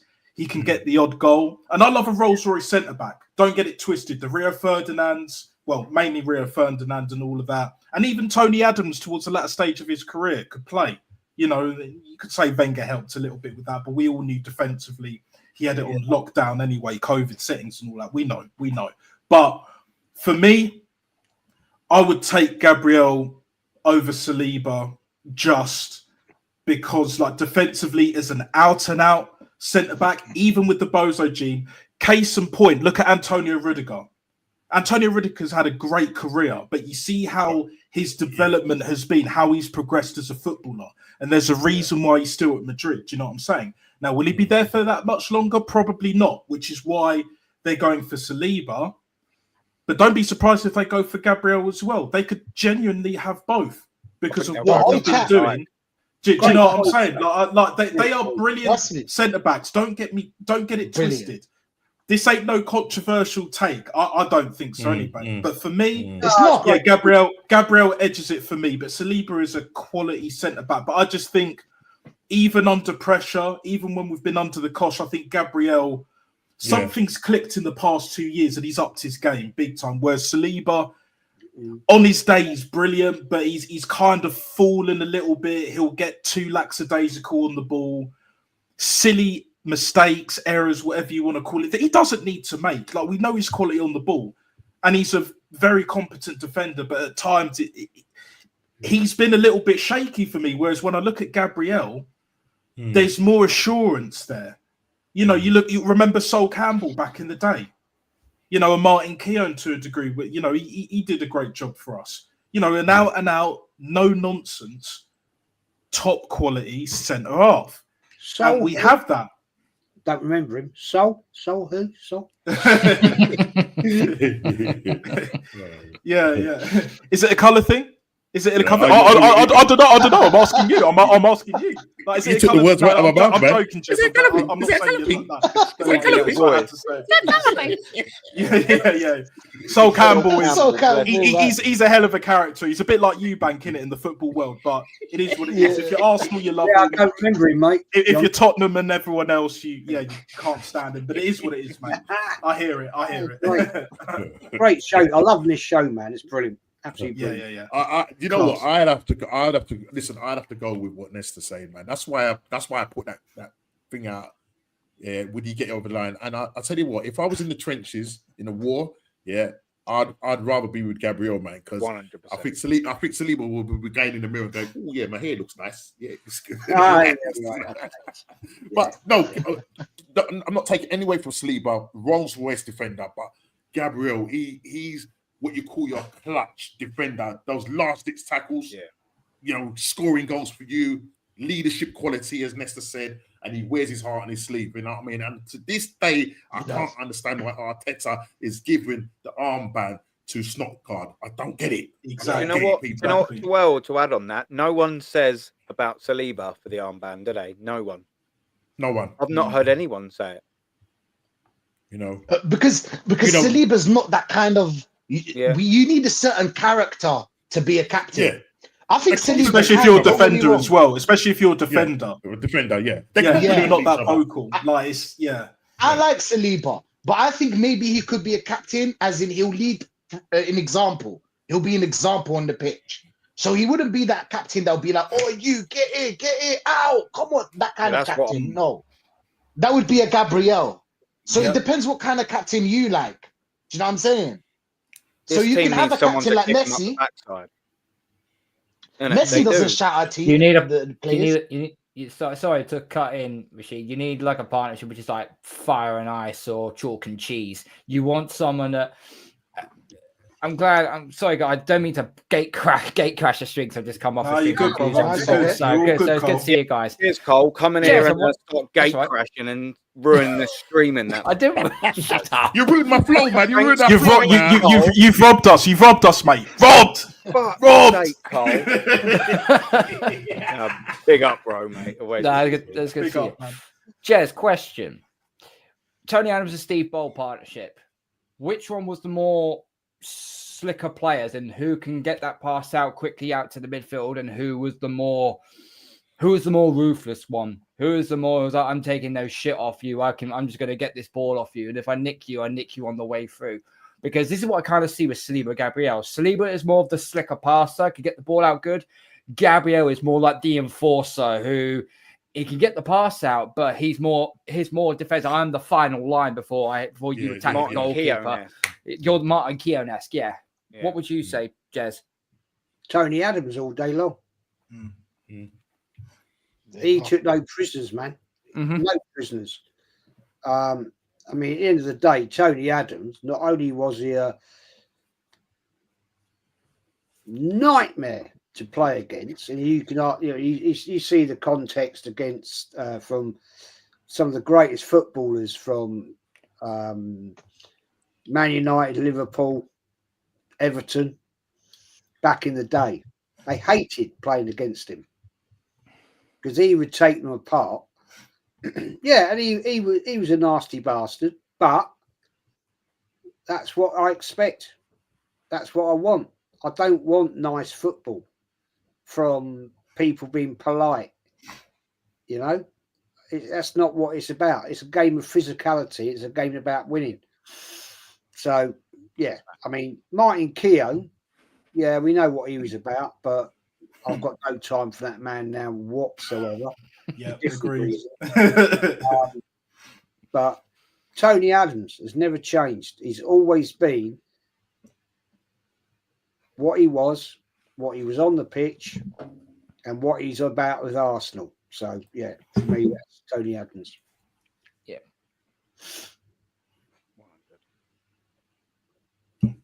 Sorry, I'm muted. That's a proper defender. That's a proper defender. But I love this. I love this. This Saliba Gabriel. It was going to happen at some point, right? It was going to happen at some point. Obviously, some would prefer Gabriel. We're not saying that Gabriel. I know something clicked in Gabriel's head. It was when he didn't receive a call up to Brazil. That's when Gabriel was like, you know what? Now you're going to have to call me. Watch. So the determination, I just love it. The determination of that player, because he didn't get a call up, if you guys remember. I think he didn't get a call up from Brazil for the 2022 World Cup. I don't know, correct me if I'm wrong, anybody. But from then, Gabriel just switched. And Thiago Silva was coming to the end of his career. And now, obviously, he's retired from Brazil for a few years. I don't know if he's still playing Thiago. No, I think he might. I think he retired or something like that. But yeah, he took. You're absolutely spot on, Rachid. I just wanted to say this very quickly. He took his opportunity, and now he's more. He's not only a better defender, but he's more reliable than Eder Militao. I think Eder Militao is more the Rolls Royce for Brazil, like playing the Saliba role, and he's a good centre back. Don't get me wrong, but out of him and Gabriel, is no comparison. It's for me, it's not even close. Gabriel's by far the better defender, and he's a better leader as well. I think we just, if you fail to get a call up for your national team, that would piss you off. That would actually make you, work harder and train and work harder in games. That's just the general consensus. I don't know any player that never worked their ass off when they never got the call up. I mean, there have been multiple players back in the past. Matt Letizia never got called up, and he was one of the most coldest strikers I've ever seen growing up. Yeah, one of the most. It's just mentality, English bro. players that we've ever had. Everyone talks about Gazza, and Gazza was a certified maverick and baller. But Matt Letizia was the not so outlandish because he weren't doing all the mad drinking and partying. Yeah, he had a drink and all of that. Don't get it twisted. I'm aware, but at the same time, like, he weren't in the newspapers like Gazza, innit? But they both had ability. And that's what we're missing in this day and age. Like, I don't care if I'm sounding 60 years old and I'm 30. I don't give a fuck, bro. I don't give a fuck. Real opinions football, here. Yeah, it is what it is. Exactly. Football's football. And we want tech. We don't want the Kiviors. We don't want the Callum Chambers apparently throwing up or whatever. I don't remember that shit. We don't want the Kolasinac, who is probably more suited to centre-back, but even then ain't really a centre-back and he ain't good enough. And then you got the sweet fucking Prince. He's not even a defender, bruv, in my eyes. Yeah, aura, presence, blood. Do you know what I'm saying? But we're talking about football heritage. Football heritage, bruv. This is what it's about. 100%, man. Big up to Darren son. No, it's all right. It's all right. I knock yourself out. But big up to Darren Sullivan. Big up to you, my friend. Big up, Darren. Gabriel has a nasty streak. Saliba is psychological puppy at this stage in his career, although he bodied Haaland. I don't know what to say about that, but I think a lot of people chose Gabriel, and I'm not shocked. I am not shocked. Fofana joined in 2020. Okay, a year later. Fair enough. Gabriel now is better than Saliba, everybody's saying. Big up Coach Jordic. Big up Gunnar Russ again. Big up Kwame, sorry if I murdered that. Kwame, big up to you, my friend. Big up to you. The assembled, Arteta tried to sell Saliba. He was one of Rowe's signings. We still don't know the controversy surrounding him. Wow. If he tried to... I'll tell you what, I remember that. Bro. Because you knew that he was going to be one of those defenders. We was crying out for him to come. And then when you start hearing the rumours about how Arteta's thinking about selling him, and then he was not clear about it, I was thinking, please, we got to get this. We can't be having holding. What made him think that? I don't know. I don't know how to think that. If you remember, The reason he brought him back, when he brought Saliba back from being on loan, because of Rob Holding was injured. Oh. So if Rob Holding didn't get injured, he would have probably. Do you know what the weird thing is? Do you know what the weird thing is? Is that we had defensive problems them times, if you guys remember. Like we weren't that solid defensively. So a normal manager would look at that and be like, you know what? This defense is not all that. Let me see what these players on loan are doing. Maybe one of them we can make a play out of one of them. That's what a wise manager would do. Because it's not like we had Sergio Ramos and Pepe and Carvajal. We didn't have these players. We had Rob Holding and Chambers and Pablo Mari. Do you know what I'm saying? Like, it's amazing. It's amazing, bro. But yeah, I don't big up to Darren is saying I don't subscribe to Bozo jeans. That's because Gabriel had to cover for Xhaka in front of him. Yeah, that's a good point. That is a good point. I can't lie, yeah, that is a good point. Yeah. That is a good point. Think about Xhaka is a liability, man. Xhaka was a liability defending. And I still hate Xhaka to this day for what he done. I still hate him to this day. Yeah. Unai Emery tried to get rid of just very quickly. Yeah, to this day. Yeah, Unai Emery tried to get rid of him. He tried to get rid of his Clark, yeah. And then I'm sure, now this is just my opinion, I believe the club blocked that Xhaka, like transfer at the time. Yeah. Because they wanted to bring in Arteta at some point and they were going to bring him in, which is eventually what they did. And then Arteta had a quick word with him. He might have put his arm around him, among other things, and all of that shit. Yeah, we know what Arteta's like. It is what it is. It's 2025 and that, yeah. But he basically he stayed for another 2-3 seasons plus. Yeah, he done since you know what I mean? Once he came in, he just done his PR stuff. Yeah, literally done his PR stuff with him. Yeah, spun it round. Yeah, turned around and said how then he come out about how passionate he loves the club and all of that. Yeah, Unai Emery wanted to get rid of him.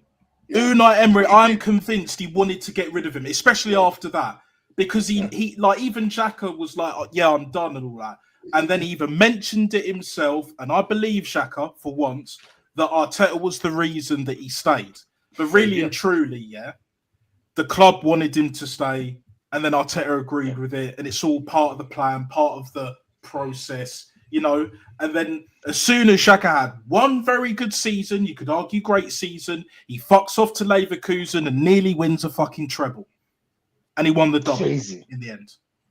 Crazy, man. I don't know how, but that's crazy. But Vigilante saying when the ball is in the box, Adams never worried. Could always keep watching what the attacking players were doing. Man, Tony Adams, what a legend. Saliba is superior in terms of positioning, decision making, but doesn't have heart. Sometimes relies on his talent. Lazy sometimes. Diego Simeone would cook with this back line, 100%. Coach Jordan, big up to you, man. Big up to you, my friend. And I completely agree with you. Sometimes he is lazy and he relies on his talent. I think he's cocky.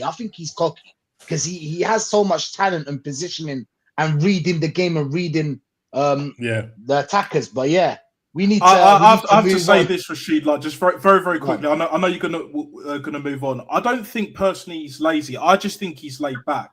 I think that's more his personality for me personally, like because I'm very laid back. You could call me lazy and all of that. It is what it is. But I think it looks lazy when he's on the ball, but really and truly, I think it's more he's laid back. You could say it's a bit of arrogance here and there. A bit of arrogance. But it's combined with his laissez-faire, innit? As the French or any French-speaking nation knows that saying, innit? Very laid back. And I love calmness, especially when it comes to defenders. But when you're too calm and in the Premier League, you don't get that time, innit? Do you know what I'm saying? And that's why he's been caught out over the last year or so. But again, would Simeone get much more out of him? Would he elevate his game? Of course he would. So I completely agree with that. But he would certainly rough him up around the edges. He would certainly rough him up around the edges. 100%. Like he ain't gonna let Haaland, allow Saliba to get bodied by Haaland, innit? Because at least Gabriel will dish it out. Do you know what I'm saying? Where Saliba, it's like, you know, when he feels like it kind of thing. Do you know what I'm saying? And I understand that, but for me personally, on the pitch, I'm not like that, bruv. It's just like, you know, piss me off. Like it's done. It's done, innit? You know what I mean? It's done at it.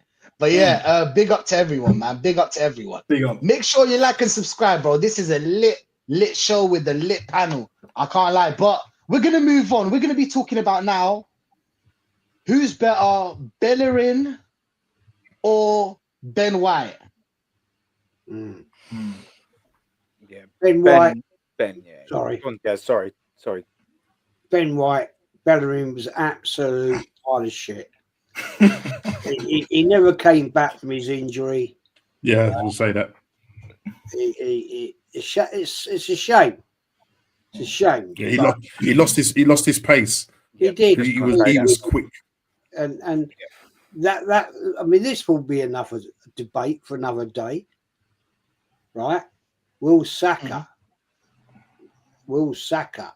have that same fight and speed and speed after he comes back? But that's another day. Be interesting. That'd be an interesting chat. Interesting one. Sorry, Bellerin, White. Nah, come on. Yeah, it's a real tough decision. Sorry, that's fine, man. Yeah, no, for me, Ben White all day long. Like Bellerin, yes, the injury did hurt him, but for me, there's another factor that people do not forget.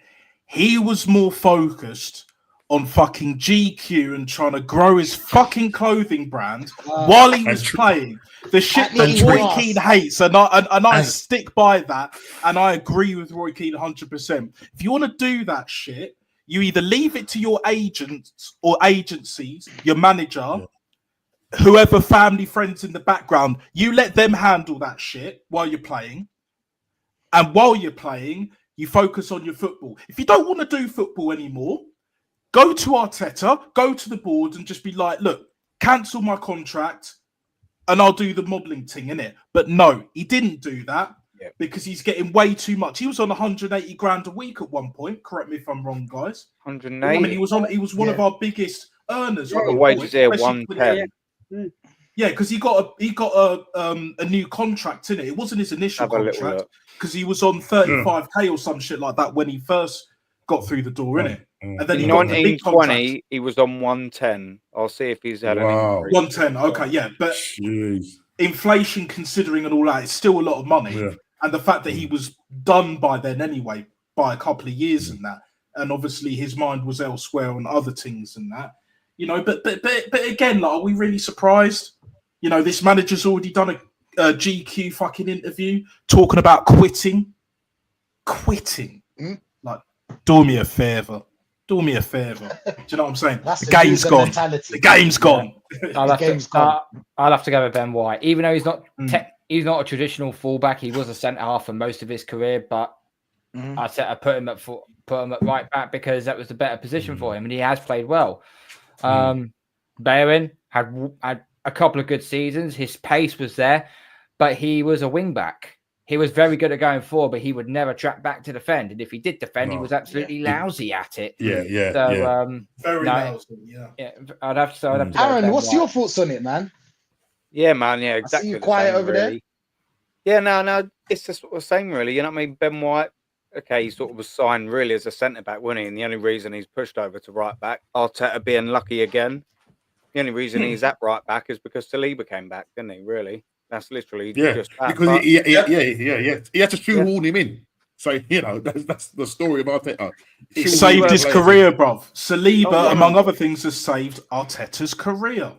Imagine if he didn't bring Saliba back, he'd be gone.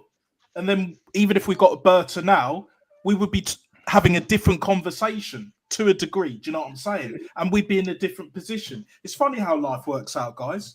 Funny that. Yeah. You know what I'm saying? Yeah. But we still got Lego Head doing bulgaria, doing that bullshit, you know, like trying to shoehorn people in. This guy, I've said it before as well, just very quickly, Mikel Houdini, bruv. Teflon Don. When you think he's finished, when you think he's out of it, 3-strike rule, you're out, mate. He finds a way. He's like herpes. He always comes back when you least expect it, and obviously when you least want it. Like this guy is a certified. No, I'm not going to say anymore. Otherwise, it's just going to be mad. But you get what I'm saying, guys. You get what I'm saying. Like, Now going to be like all the venereal diseases in a minute. You are right. Arteta is like herpes. Great fun catching it, but not so much fun to live with every day. Yeah, pretty much. I'll give you that. But yeah, now look, I think the question that would sum who you prefer would be more in if we didn't have a right back now, who would you sign, Ben White or Hector Bellerin? And I don't think there'd be a lot of people saying Hector Bellerin, if I'm being honest. Yeah, you know what I mean. Ben White's been good. He's been one of the better right backs in the league for the last couple of years, really. Do you know what I mean? You've got to give him his credit. He's been there. Yeah, I think for me that's an easy one. Yeah, Bellerin, never, always a liability. He had all the pace, and like Normski said, the second he lost it, you're pointless, then, aren't you? He was just pointless. He was another failed winger. Yep. Yeah, basically. Yeah. 100%. Norms. Same thing. Same thing. Okay, yeah. Hey, Ben White, man. Listen, Everybody's 100%, thinking 100%. I agree with that. Ben White, that's one I have to give to Arteta. He's definitely better than Bellerin. Obviously, regardless, he did buy Ben White for centre back, but we'll still give him that one. Yeah. We'll still give him that one. But Overpaid him. Darren Sullivan says overpaid him as well. Yeah, we overpaid. I don't think he's a 50 million player. I don't know about you guys. Drop it on the chat. Please tell us, because I don't think he's a 50 player. But listen, it is Brighton what it is. Brighton knew what they were doing. You know, we wanted him, and Brighton said, if you want him, they're very shrewd when they sell their players. They're very shrewd. Yeah. As a centre back, no chance he's worth 50 million. At right back, it's more debatable, especially now. But again, hindsight is 2020, innit? So you could say, maybe at right back, 50 million. Got our money's worth. Because let's be real, I'll say this very quickly. Not a lot of people complain about that price, do they? They don't. You exactly. don't really hear anyone anymore. If we sold him right now, if we sold Ben White in the summer, and with Berta that we've got at the helm now, I'd be more confident of getting my money back. Do you know what I'm saying? Yeah, getting the 50 million. With Berta, with Andrea, mafioso, bad boy Berta at the helm. Yes, 100%. But yeah. Interesting one. But Darren saying this is a real tough decision. Well, it's not that tough. Well, for me, it's not. But Ben White, he can defend as a right back and has more strengths than, is more strong than Bellerin. 100% Vigilante, 100%. Also, no full is saying. Sorry, go on, Rachid. Go on. I'll wait after you chat. After you finish. No fool is saying Bellerin could not cross a ball and could not achieve a throw in. He never been the same. The amount of foul throws that guy did. Unbelievable. That's a good one, bro. He didn't want to ruin his hair while he was throwing it, wasn't it? That's what he didn't. Yeah. No, it's out of play. Oh my god. He should have took modelling. I don't know why he played football. But big up to you, Noful. That's a great comment. I did love his accent though. That fucking East End Cockney, bruv. Yeah, like doing the Neil Mopay settings, Rachid, as well. Like you notice how these characters, certain people in the Premier League, whether it's Spain, France, wherever you're from, you pick up the English accent and you start doing the Cockney thing. And as great as Emi Martinez is, bruv, he adopted it as well, bruv. But when Bellerin did it, it's like, if you were that good, I'd be like, cool. Or if you're a shit house like Mopay, I'd be like, okay, fair enough, innit? But when you're Hector Bellerin, more concerned about modelling and, all of this shit. Exactly. No, I'm not hearing that fake Cockney ass fucking. I don't care how great your English is, bro. Yeah, bum that. Bum that, bro. But 100%, better model Bellerin or White. Fashion players. Or Calafiore. I mean, he's got a point. I'm pretty sure Bellerin stole my living room curtains for one of his catwalks. But anyway, I digress. Yeah. I think he had one of my caravan curtains and all back in the day. Do you know what I mean? What's going on? Darren says saw a pic of Belland today. He looks a total prick. 100%. Some of those clothes. Yeah, innit? Like, some of them clothes look like Sam Smith on steroids. I can't lie, yeah. Good Russ, I agree, bro. I don't know. Yeah. We're not going to get into that, of course. We're not going to get into that. Yeah, definitely not Sam Smith. That's an avenue you don't want me to go down because it doesn't end well for me. It does Let's not. just leave it. It does not. Yeah. It's a tough call when the squad has gone sideways. Runners up. What do you mean by that? We're just comparing two squads. You've told us that we've progressed, and we're just checking out the progression. We want to see these players. How have we progressed? We've spent 800 million, but we need to see 800 million, which we don't see. For now, there's only one player that we gave to Arteta, and that's White. White and the rest are just ties, and the rest were players that we had from the first squad that were better than this squad. But yeah, it's a draw for me. I hate both players. Would gladly hound them. That's crazy, man. Yeah, that's crazy. You know, Darren Sullivan, man, you come out with some. I'm not gonna read that, man. I'm not gonna read that. But yeah, yeah, I'm not gonna read that. But big up to everyone, bro. English Brighton tax. Was it? How much was the tax for Ben White? I don't know. But coach was saying Arshavin, Podolski, Rosicki, Cazorla. We had depth back then. Bring back Wenger. 100%, bro. Value of a player, yeah. Give me prime Cazorla and I'll take him back in this team in a heartbeat. In a heartbeat, in an What a player! heartbeat. What a player! Yeah, I think we're putting a lot on Berta, turning our fortunes around. The Yanks will frustrate him. I give him 2 windows and he will go. That's an interesting one, but Gunnar Russ, we're not talking about that today. That's a conversation. That's another conversation. Yeah. That's another day. But big up to you. That's a great comment. I think we touched on this as well. Jez, I don't know if you remember, we touched on this on Lee's channel the other day. I think some of you guys were there too. I don't know. But I don't know who was there. But we touched on this a little bit. Obviously, we need to see what Berta does. Let's see the first 2 windows, and then we'll get to seeing what he's gonna do and what are they gonna do to him. But yeah, I used to see Bellerin in Brick Lane every once. Yeah. Saw him as a twat. Yeah. Everyone saw him as a twat. Yeah, I know. The whole style is just not from. I don't know. Mate. He was a great tree surgeon as well. But do you remember the style, like the baggy clothes and? Yeah, he used to he liked planting trees and that.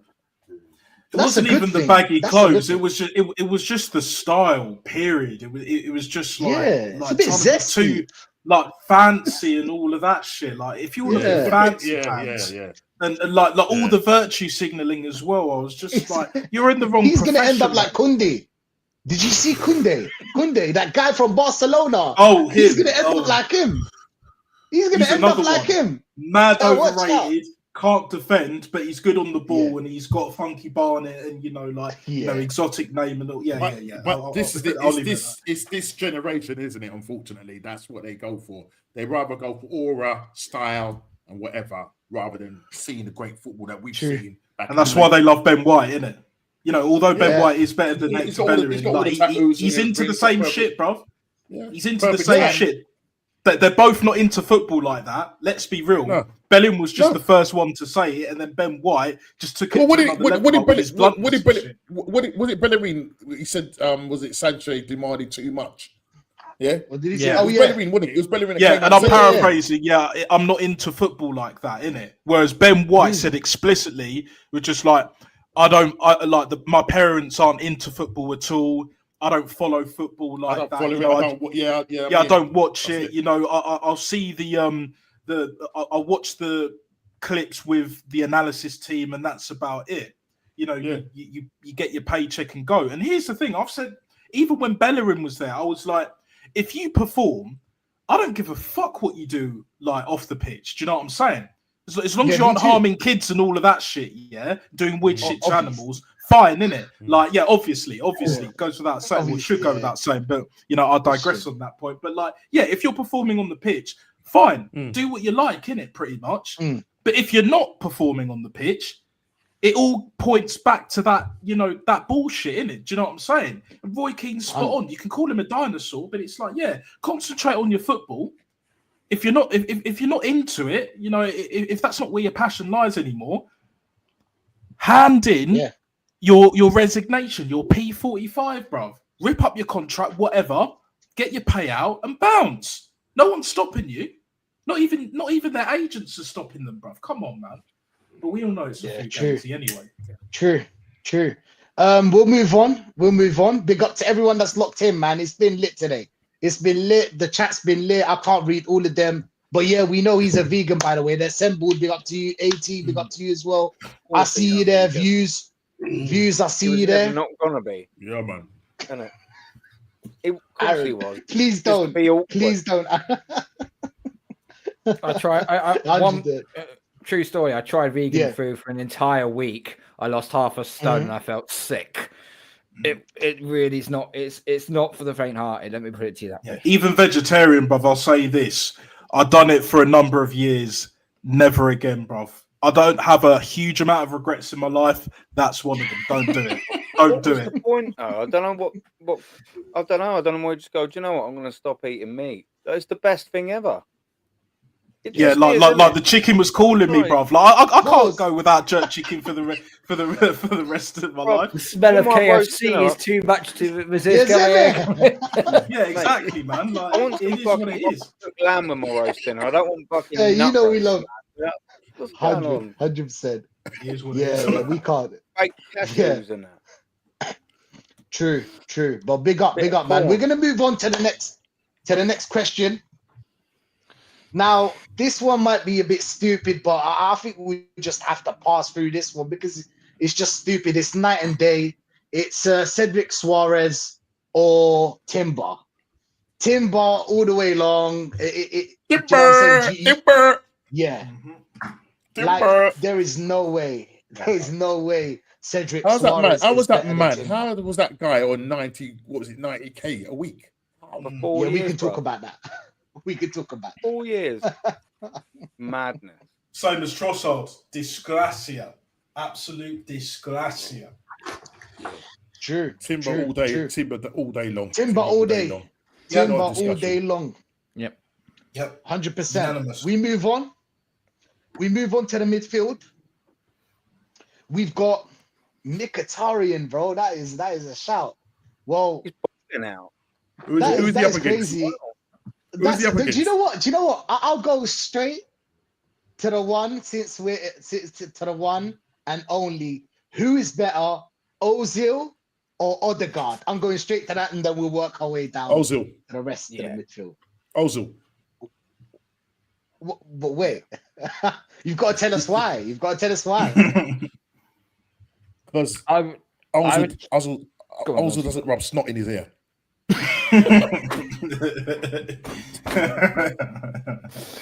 All right, let me give you a more detailed one. Listen, Ozil's a creative spark, and Odegaard isn't. As simple as that. Okay, interesting one.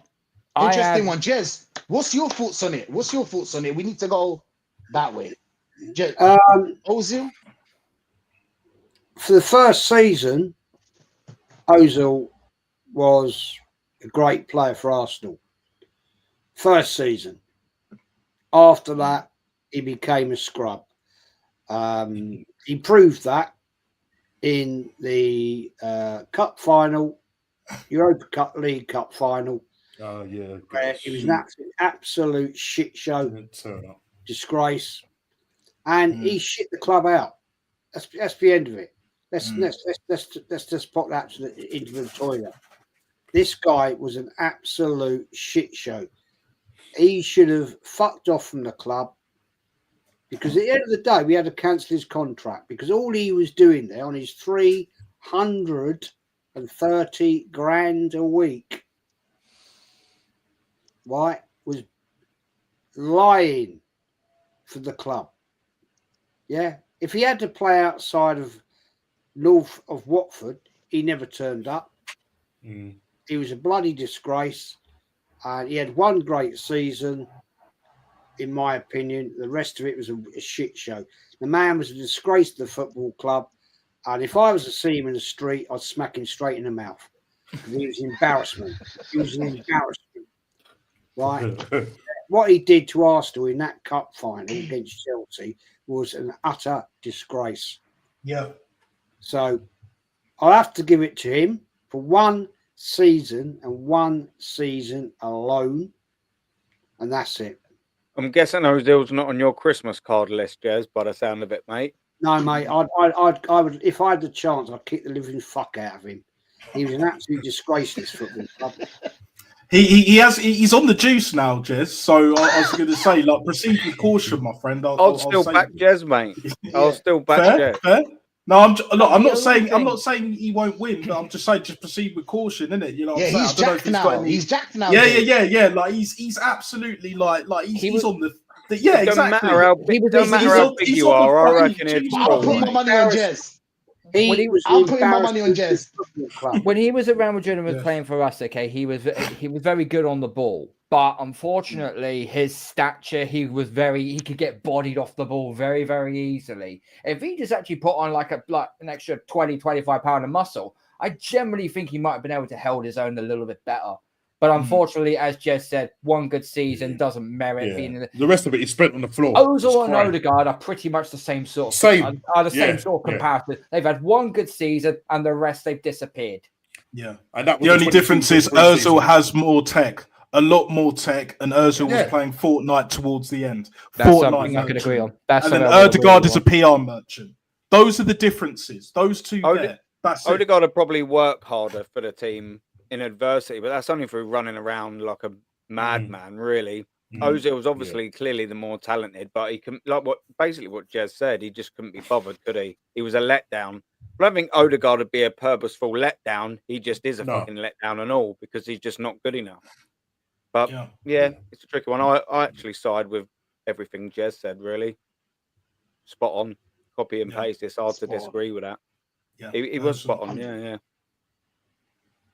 No, 100%. No, nothing to add. Anybody? No, that's what I'm saying. That's what I'm saying. Apart from the fact that he had one good season, but the rest of it, he spent his time falling on the floor, had a nosebleed when he went past Watford.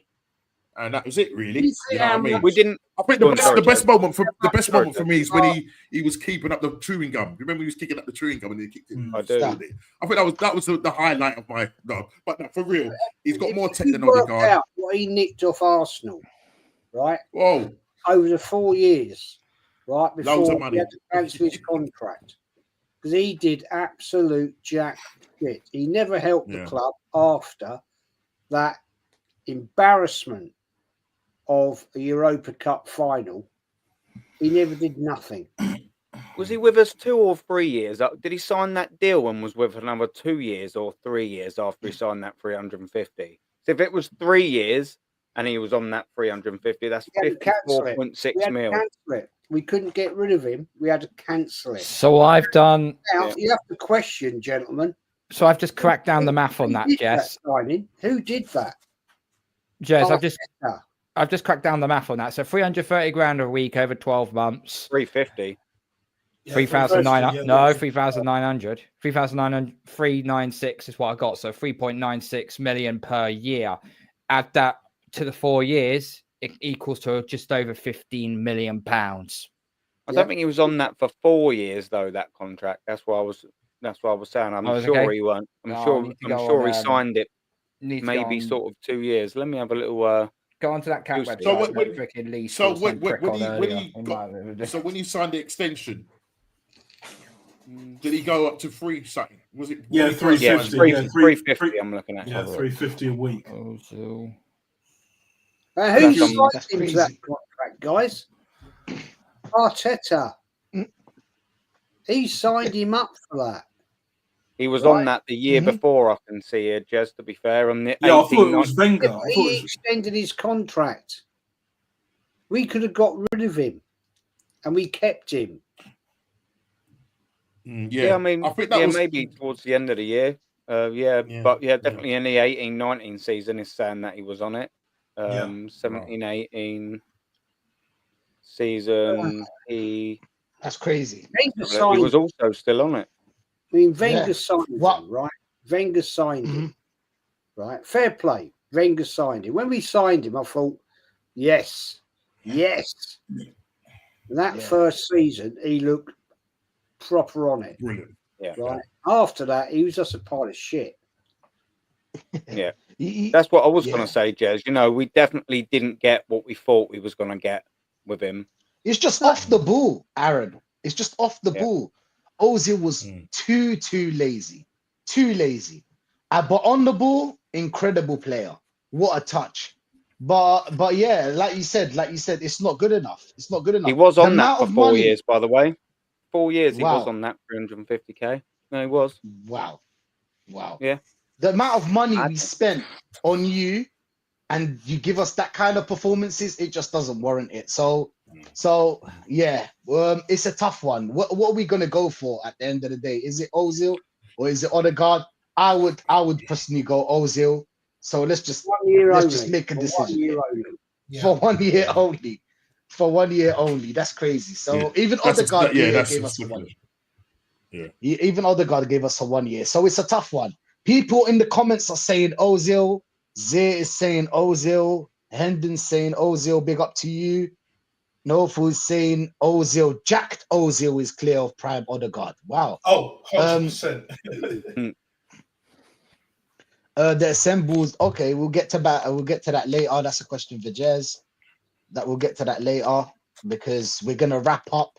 Unfortunately, guys, we're gonna do a part 2 of this. Obviously, continue this. Talk about the midfielders and the attackers, and we'll get to that later. But I didn't know it was gonna take 2 hours. This is No, it's supposed to be a debate. stream.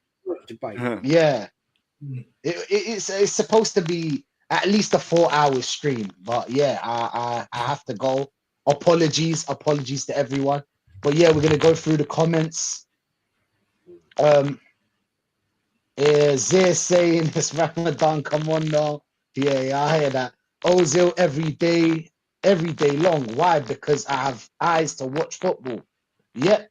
So do we. We're just saying it's 1 year. But yeah, we're saying Vigilante saying Ozil as well. Oh wow, we've got Udinese supporter. That's mad. Big up to you, Tiziana. Big up to you, my friend. Whoa, Bellerin. He's talking about Bellerin. Yes, we're still talking about. Now, most of the people in the chat are saying Ozil, but we've got someone that is saying for me neither Ozil or Odegaard. I absolutely despise number 10s and 8s that are goal shy. We've seen Mahrez win the league in front of our noses, bagging 15 goals for Leicester, and I'm gonna rate Ozil. It's a bit different because he's a winger, but yeah, I hear that. I understand where you're coming from. I understand. But Ozil. Most people all are saying Ozil. So yeah, listen. At the end of the day, we're seeing. We haven't got to the end of this, obviously, but from what we saw from the defenders, clearly we had a better squad. Obviously, we haven't finished the whole stream. It's going to be a part 2, but we're going to get to that later on. For me, I really big up to Netweed. I really have got nothing in the modern vs old ballers arguments. You always get winners and ballers. The issue is our club aren't seeing any of them. 100%. 100%. There's ballers out there. Yes, there were more ballers back in the days, but there's still some ballers you can go out and buy. We can name at least 15, more than 15. There's a lot of ballers out there. We're just failing as a club, as a manager as well. His eye for play is so bad. He can't see talent. This manager is incapable of seeing talent or buying players that are already formed. You always need to get a player that we don't know or never heard of, and then we all get gassed that we got the player, and then when he turns out shit, you come back to people like me, Jez, Matt Star, Carl, Normski, Aaron, Lee, North, the whole community, and tell us, DJB, Matty, big up to all of them, and tell us that, oh, he's shit. Because we've told you. We already told you. We saw Calafiore for, some people said before me, that like Lee North told me that Calafiore, a lot of you guys already told us that Calafiore was shit before we bought him. I was like, let me just see him for a game or two. And then I found out he's shit. Yes. Calafiore, Moreno, there's a lot of players that we bought that are not up to this kind of level, this elite club that we're trying to get this club to, but we're not gonna shut up anytime soon. So yeah, big up to the chat, man. Big up He's to a the talent chat. killer. And Mad talent killer. bro. So if he has talent, he'll kill it, and he can't go out there and buy new talent. He Exactly. can't identify any talent. That's why we got the Italian mob Berta coming in, and hopefully he can get us some ballers. Hopefully he can. But yeah, like Vigilante is saying, also funded City to buy Haaland, who helped them win a treble with the transfer of Jesus to Zinchenko. We'll get to Jesus. Facts. Don't worry, Vigilante. We'll get to Jesus. Mems is saying Calafiore would end up getting loaned out next season. Sterling will get sold in the summer. We'll get to Sterling after. You'll see he needs games to play. But yeah, listen, at the end of the day, we're not gonna shut up anytime soon. But this manager, man, this manager's gonna drive us crazy. But yeah, we're going back to, I hope Dad's still in the chat. But yeah, hello to the panel. Question: can you see Saka holding out before he extends his contract, in the belief that Arsenal will sign a forward, which he needs if he wants a career in football before he's Owen? What do you guys think of this question? Jez, what do you think of this question? Very good point. Very good point. Right, we've discussed this before, that Saka will come back with his injury. He'll never be the same pace player he was before. We've seen this with Michael Owen. Come on. Let's not kid ourselves.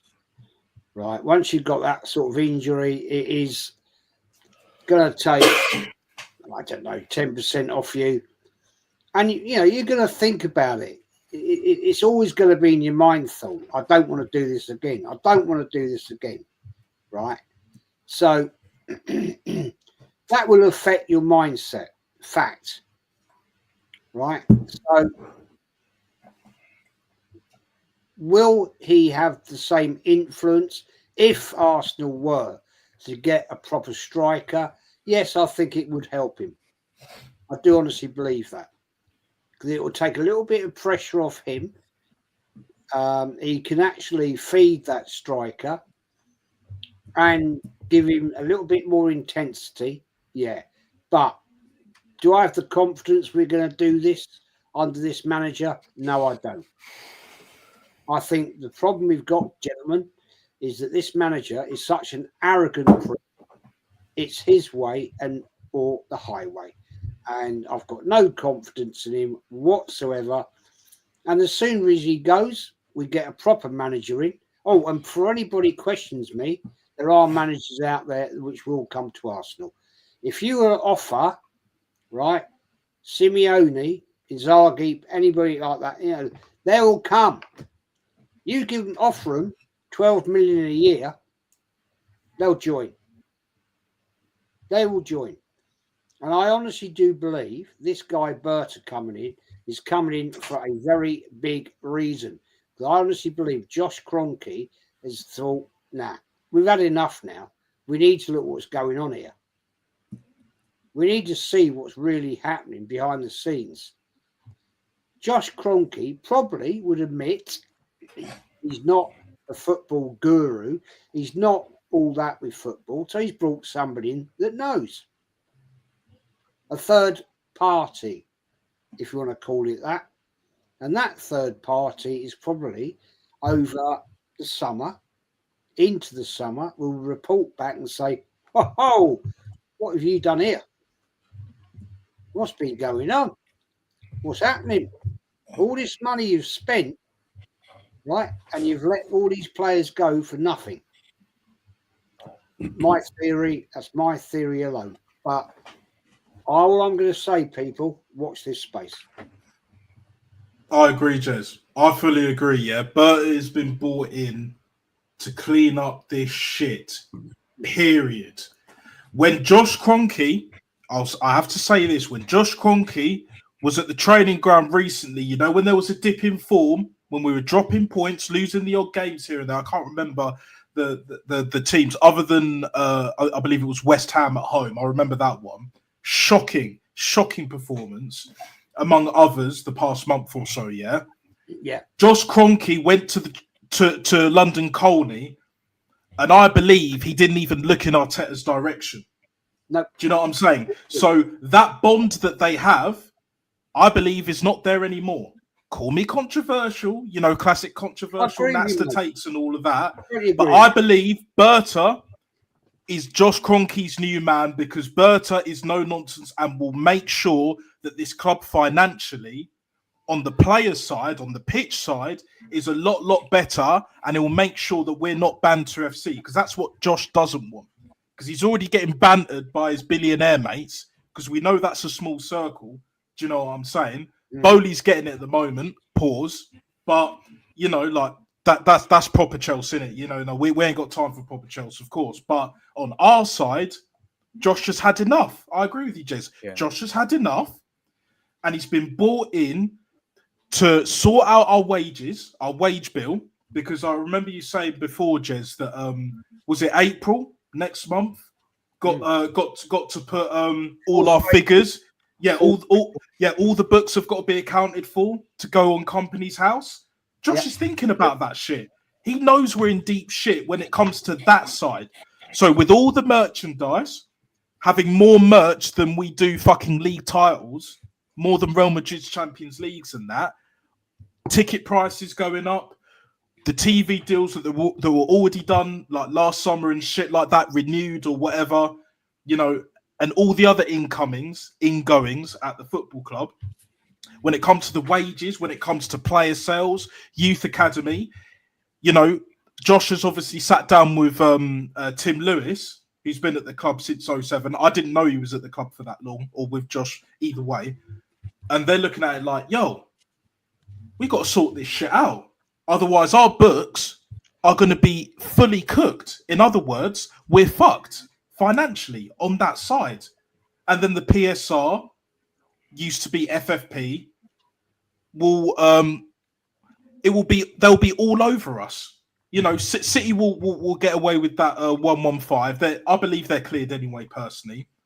But if we don't sort this shit out, we'll be next, bruv. With less, you know, trophies and all of that shit and more banter. So Josh is like, nah, financially, we have to be fully on point in every department. Not just when it comes to merch, ticket sales, sponsorship deals. That was the other thing. And the TV deals as well with Sky and TNT, you know, the Champions League money, etc., Premier League. So, yeah, watch this space exactly. I fully agree with you, mate. Just like, it's, you know, Arteta, his ass is twitching. Pause. Like, Arteta knows that the time is nigh. He will not be at this football club. I'll be amazed if he's still at Arsenal Football Club by next year, by January next year. Definitely this time next year. I think he's going to have a time scale on him. And yeah, anyway, there we go. So we should. Exactly. So we should. You just hope it. Do you know what? I said this on Dilu Daguna's channel earlier, yeah? Do you know what the best thing about signing Berta is? The fact that we didn't sign Mertesacker or Rosicky, because that's what avenue I thought they were going down. I'm not going to lie. Yeah. I really did. And when we actually decided we was going to go for someone with a bit of a CV, smiles on my face. Do you know what I mean? Because I honestly thought he was going to give it the Mertesacker. One thing I'll say regarding of Josh Kroenke, okay, because as you know, I'm into my American sports, and obviously you're an NFL fan as well, Aaron, okay? Josh Kroenke got hold of the full major stake in the Colorado Avalanche, which is an NHL team, National Hockey League team, right? He built that squad from the ground up regarding of drafts and picking the best players and so on. It took him about 6 years. Back-to-back seasons, they won the division. In 2022, they finally won the Stanley Cup. He also has the main percentage of the stake in the Denver Nuggets. 5 years later, he built them up. What happened? They ended up winning an NBA championship. He's now been, give me Arsenal, and I'm going to hopefully take them to the next time. So at least Josh Kroenke has got a little bit of a good CV background in other sports where he can elevate them to the highest order. And I think now he's got control of it. He's now looking, right, it's time to get to work now. What we've got is not sustainable. It's not working. Let's get someone in who knows what the hell we're doing. And if this manager doesn't like it, well, then we're going to have some very hard conversations down the road. And I think so.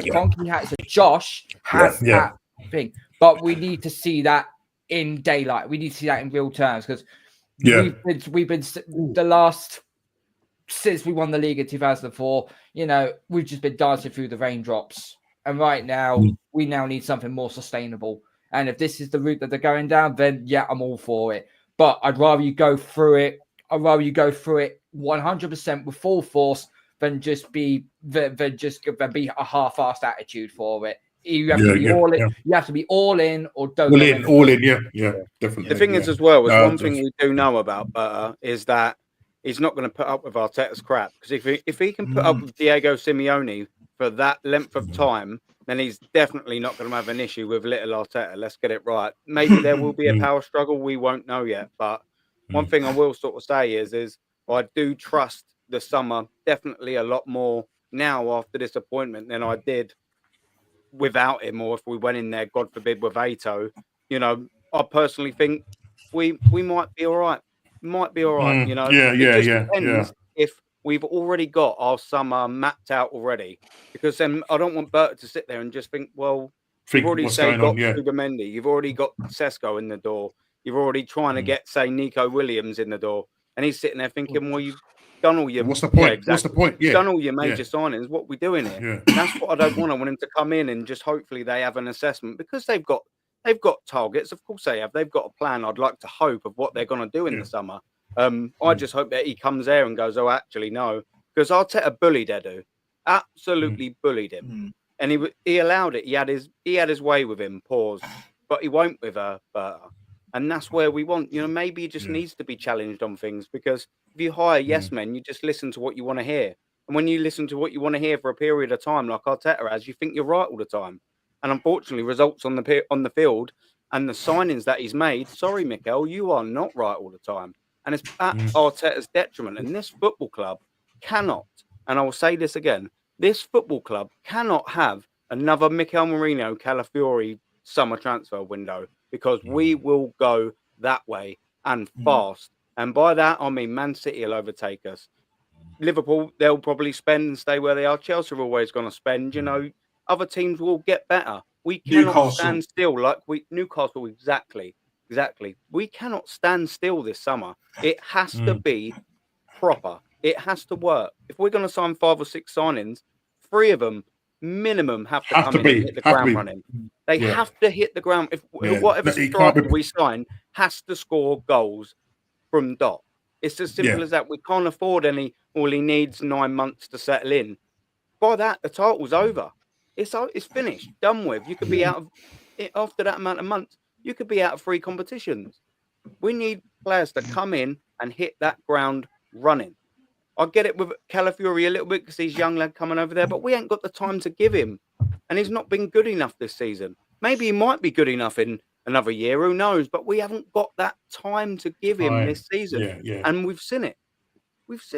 So it's got to be executed to perfection. And, I'm definitely more confident with Berta coming in, definitely, than I am Mikel Arteta on his own. 100%. Nah, 100%. No. Big up this elite chat. Big up to this elite chat. The chat has been absolutely brilliant. Absolutely brilliant. Yeah, we nearly got about 80 people in the building. Like, big up to every one of you. Like and subscribe to each and every one of the guys. Look, we're just gonna end this with. I'm gonna end it with this. Yeah. we had a question earlier on. We couldn't talk about it because we were talking about other stuff, and it's an interesting question. You know, it was an interesting question from the assembled. He said, question. It was for Jez. What is your honest opinion on the modern day footballers? Now, in my opinion, I think that back in the day there was more ballers, but now it's kind of like because of the systematic football, because of how the coaches are now trying to coach every detail or micromanage players. You play here, you turn this way when this player turns that way, and they are killing talent. These coaches are killing talent, and I kind of blame Pep for this, but I don't, because Pep never told anyone to copy him. He never told anyone to copy him. Pep came in and he wanted to play. Obviously, he was inspired by people like Johan Cruyff, and I think it was I think it was Johan Cruyff. He was inspired by him. He never said that to copy him. Now, in my opinion, there's ballers out there. It's just that we don't buy them. For some reason, we've been in Champions League for 3 years. No ballers. They used to tell us we need to get Champions League, and then the ballers are coming in. No ballers. We the thing is that what pisses me off? What pisses me off is that my mic bugging? Is that my mic? Yeah, Is it my mic? yeah. You saying to No, it's not. unplug it and plug it back in? Okay, I apologize. But yeah, Jez, what's your opinion on the modern day footballers? And then we'll just end this show with this. My opinion on modern day footballers compared with footballers back in the day is they're a bunch of pussies. And it basically is quite easy to sum it up, really. When you look at games, important games, let's talk about when we played home and away against Tottenham, right? North London derby. It's a game of death or glory. After the game, you've got Arsenal, Tottenham players kissing and cuddling, right? Having a kiss and a cuddle, right? After the game, where we defeated Man City 5-1, Arsenal, Man City players having a kiss and a cuddle. Ridiculous. When we look at the game, Man United, Arsenal at Old Trafford, one of our biggest rivals in football history, probably for 50 years at least, that I know of in my lifetime. Arsenal, Man United players kissing and cuddling. Let's get back and remember when we had proper footballers, right? Roy Keane, Patrick Vieira, Martin Keown, Tony Adams, Steve Bold, to name but a few that would have a kickoff in the tunnel before the game at Highbury and at Old Trafford. Right? Let's remember, right? Tottenham Arsenal, 79. I was at that game. Fireworks being thrown into the crowd from Arsenal to Tottenham. Don't agree with that, but it happened. And we had the win 5-0. Right? Took them apart. 23rd of December, 1979. Right? Probably one of the worst games I ever went to for violence. But that's how it was. The players were up for it. They had a fight. They wanted it. Let's not forget in the day when we went to Spurs 5-4. Right? Thierry Henry stood in the centre circle talking to the Arsenal team, right? Saying, we ain't losing this. We ain't losing this. Going around. We ain't losing this. That is the difference now between proper players and fakes. They are pussies. They're not. They're all they're in it, man. All they're in it for, right? They're athletes and they're models. Yeah, they're not proper in with the club. When we used to buy players under the likes of Sir Peter Hill-Wood, David Dean, right, we bought in players that would play for the club. They played for the badge, the one that sits behind me, right? That is what Arsenal were. We're not Arsenal anymore. We've got these arse-white fans. One of them is in your chat right now. Yeah, and don't give them any credit, right? Because at the end of the day, they are the wankers of this club that have taken this club to the gutter. The gutter. And they are the cancer. Certain channels out there, YouTube channels, they are a cancer that have absolutely taken this club away from its greatness to what it is now. And it's a disgrace. Absolute disgrace. And I honestly do fear for this club over, even when Arteta's gone, right? And he will go. I honestly fear for this club because it's going to take a very, very long time for this club to pick itself up for where it once was. The greatness that we once had, the respect of Arsenal Football Club. Yeah, and I get it. People say, oh, it doesn't matter about history. Well, the reason you're fucking supporting this football club is because of the greatness of this football club, of what we once were. That's what you're supporting this club for. Yeah. Because we were, and I still will say, one of the great football teams in English football history. So don't dismiss what once came before you, even if you weren't alive. I wasn't alive in the 1930s. Getting feedback in someone's mind. We're getting feedback, yeah. But I actually I actually have read and listened and heard about how great we were. So go and listen and learn, people, about what this club once was and what it should be. That's all I'm going to say. I'm fucking fed up with it. Yeah, no, I don't blame you. It's facts. And do you know what, as well? The fan base, I think, are one of the big common denominators in the decline, really, of this football club. And by fans, I obviously don't mean fans like us on the panel and fans in the world-class chat that we've all got, the community that we've sort of got. I mean, these top gooners that obviously they're labelled as, they are a massive part of why Arsenal Football Club are just not achieving what we should be achieving. Absolutely. When the Cronkies and when Arteta's standing in the stadium and we're not winning a league again, when we're finishing fifth and second in seconds and we're getting knocked out of cups early every single year, they're all standing and clapping and singing, "We love Mikel Arteta." He knows exactly what they need. What we need. They're earning money now every season. The banks never look so good for Arsenal. They're going to go, well, yeah, everyone's and happy, the merch. aren't they? And the merch. And the That's it. merch. And the merch. They look at him and think, everyone's happy. Here we go. And that's the worrying thing. These fans, they are happy. The vast majority of these fans are happy with where we're at. Because the second you say about not winning the league, they'll go, yeah, but we finished second 3 times in a row. That's not success. Just say something. Progress. I'll just answer something here now. Right. AFC always. I respect what you're telling me.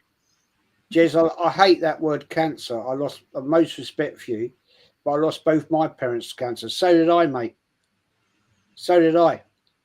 I also lost a grandchild to cancer, right? So I know what it means. It's a horrible, horrible, horrible thing. If I've offended you by saying that, I apologise.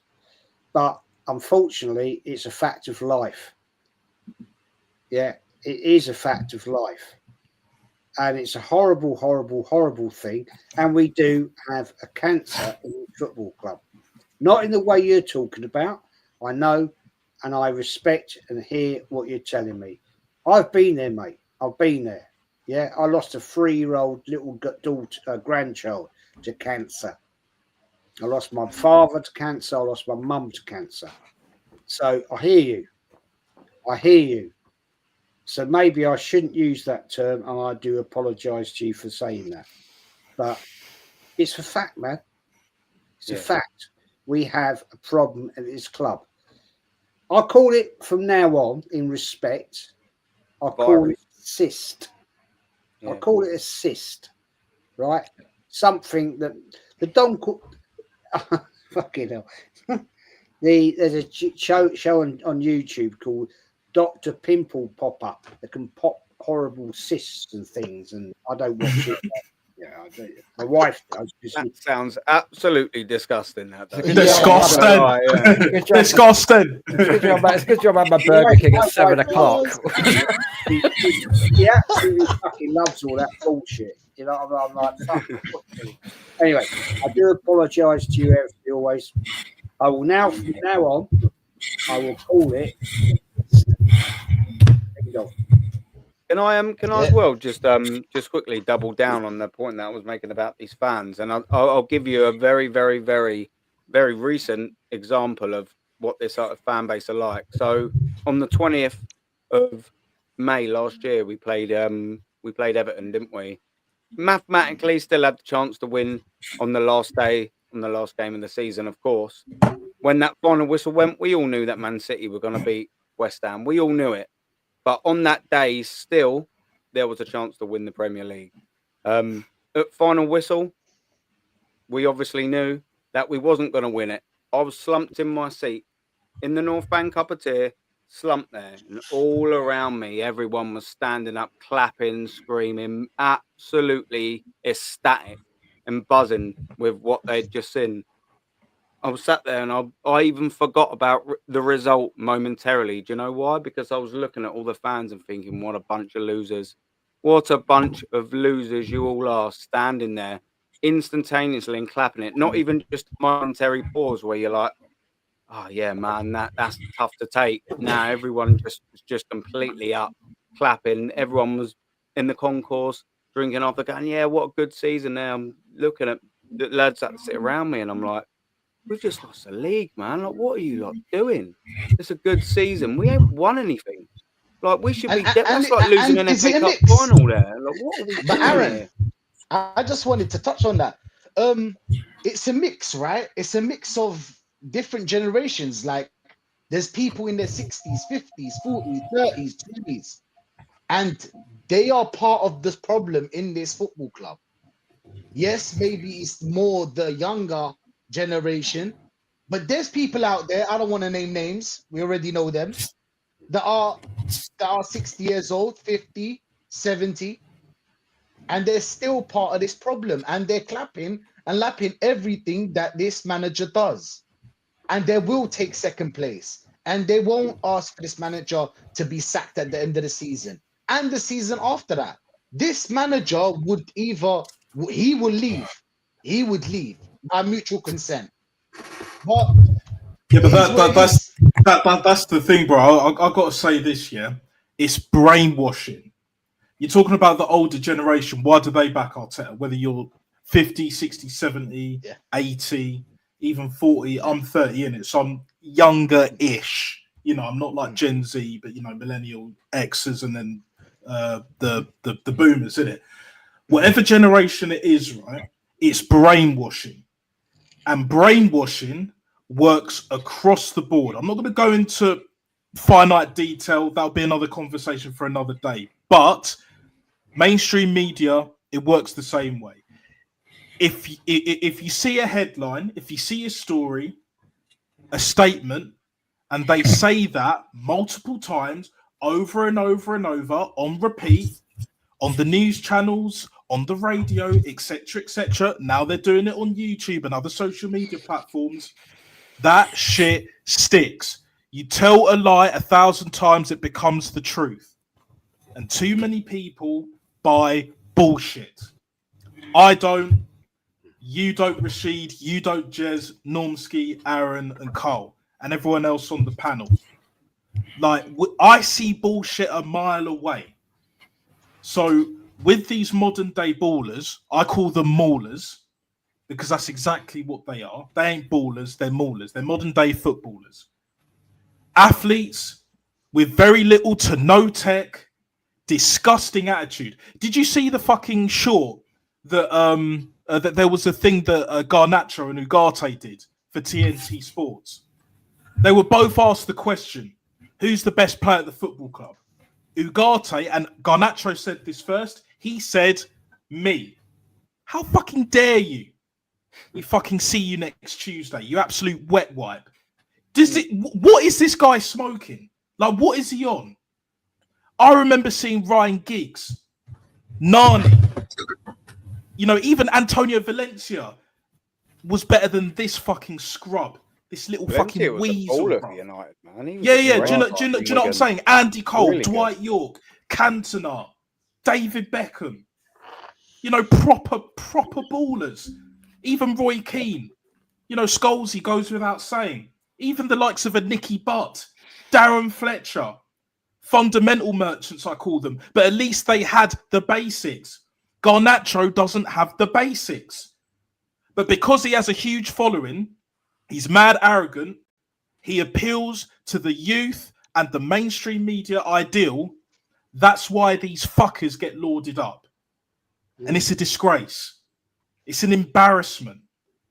If he wasn't on what he's on, if he wasn't making the money that he was making, we would all agree universally that he's a fucking bum and a fucking loser.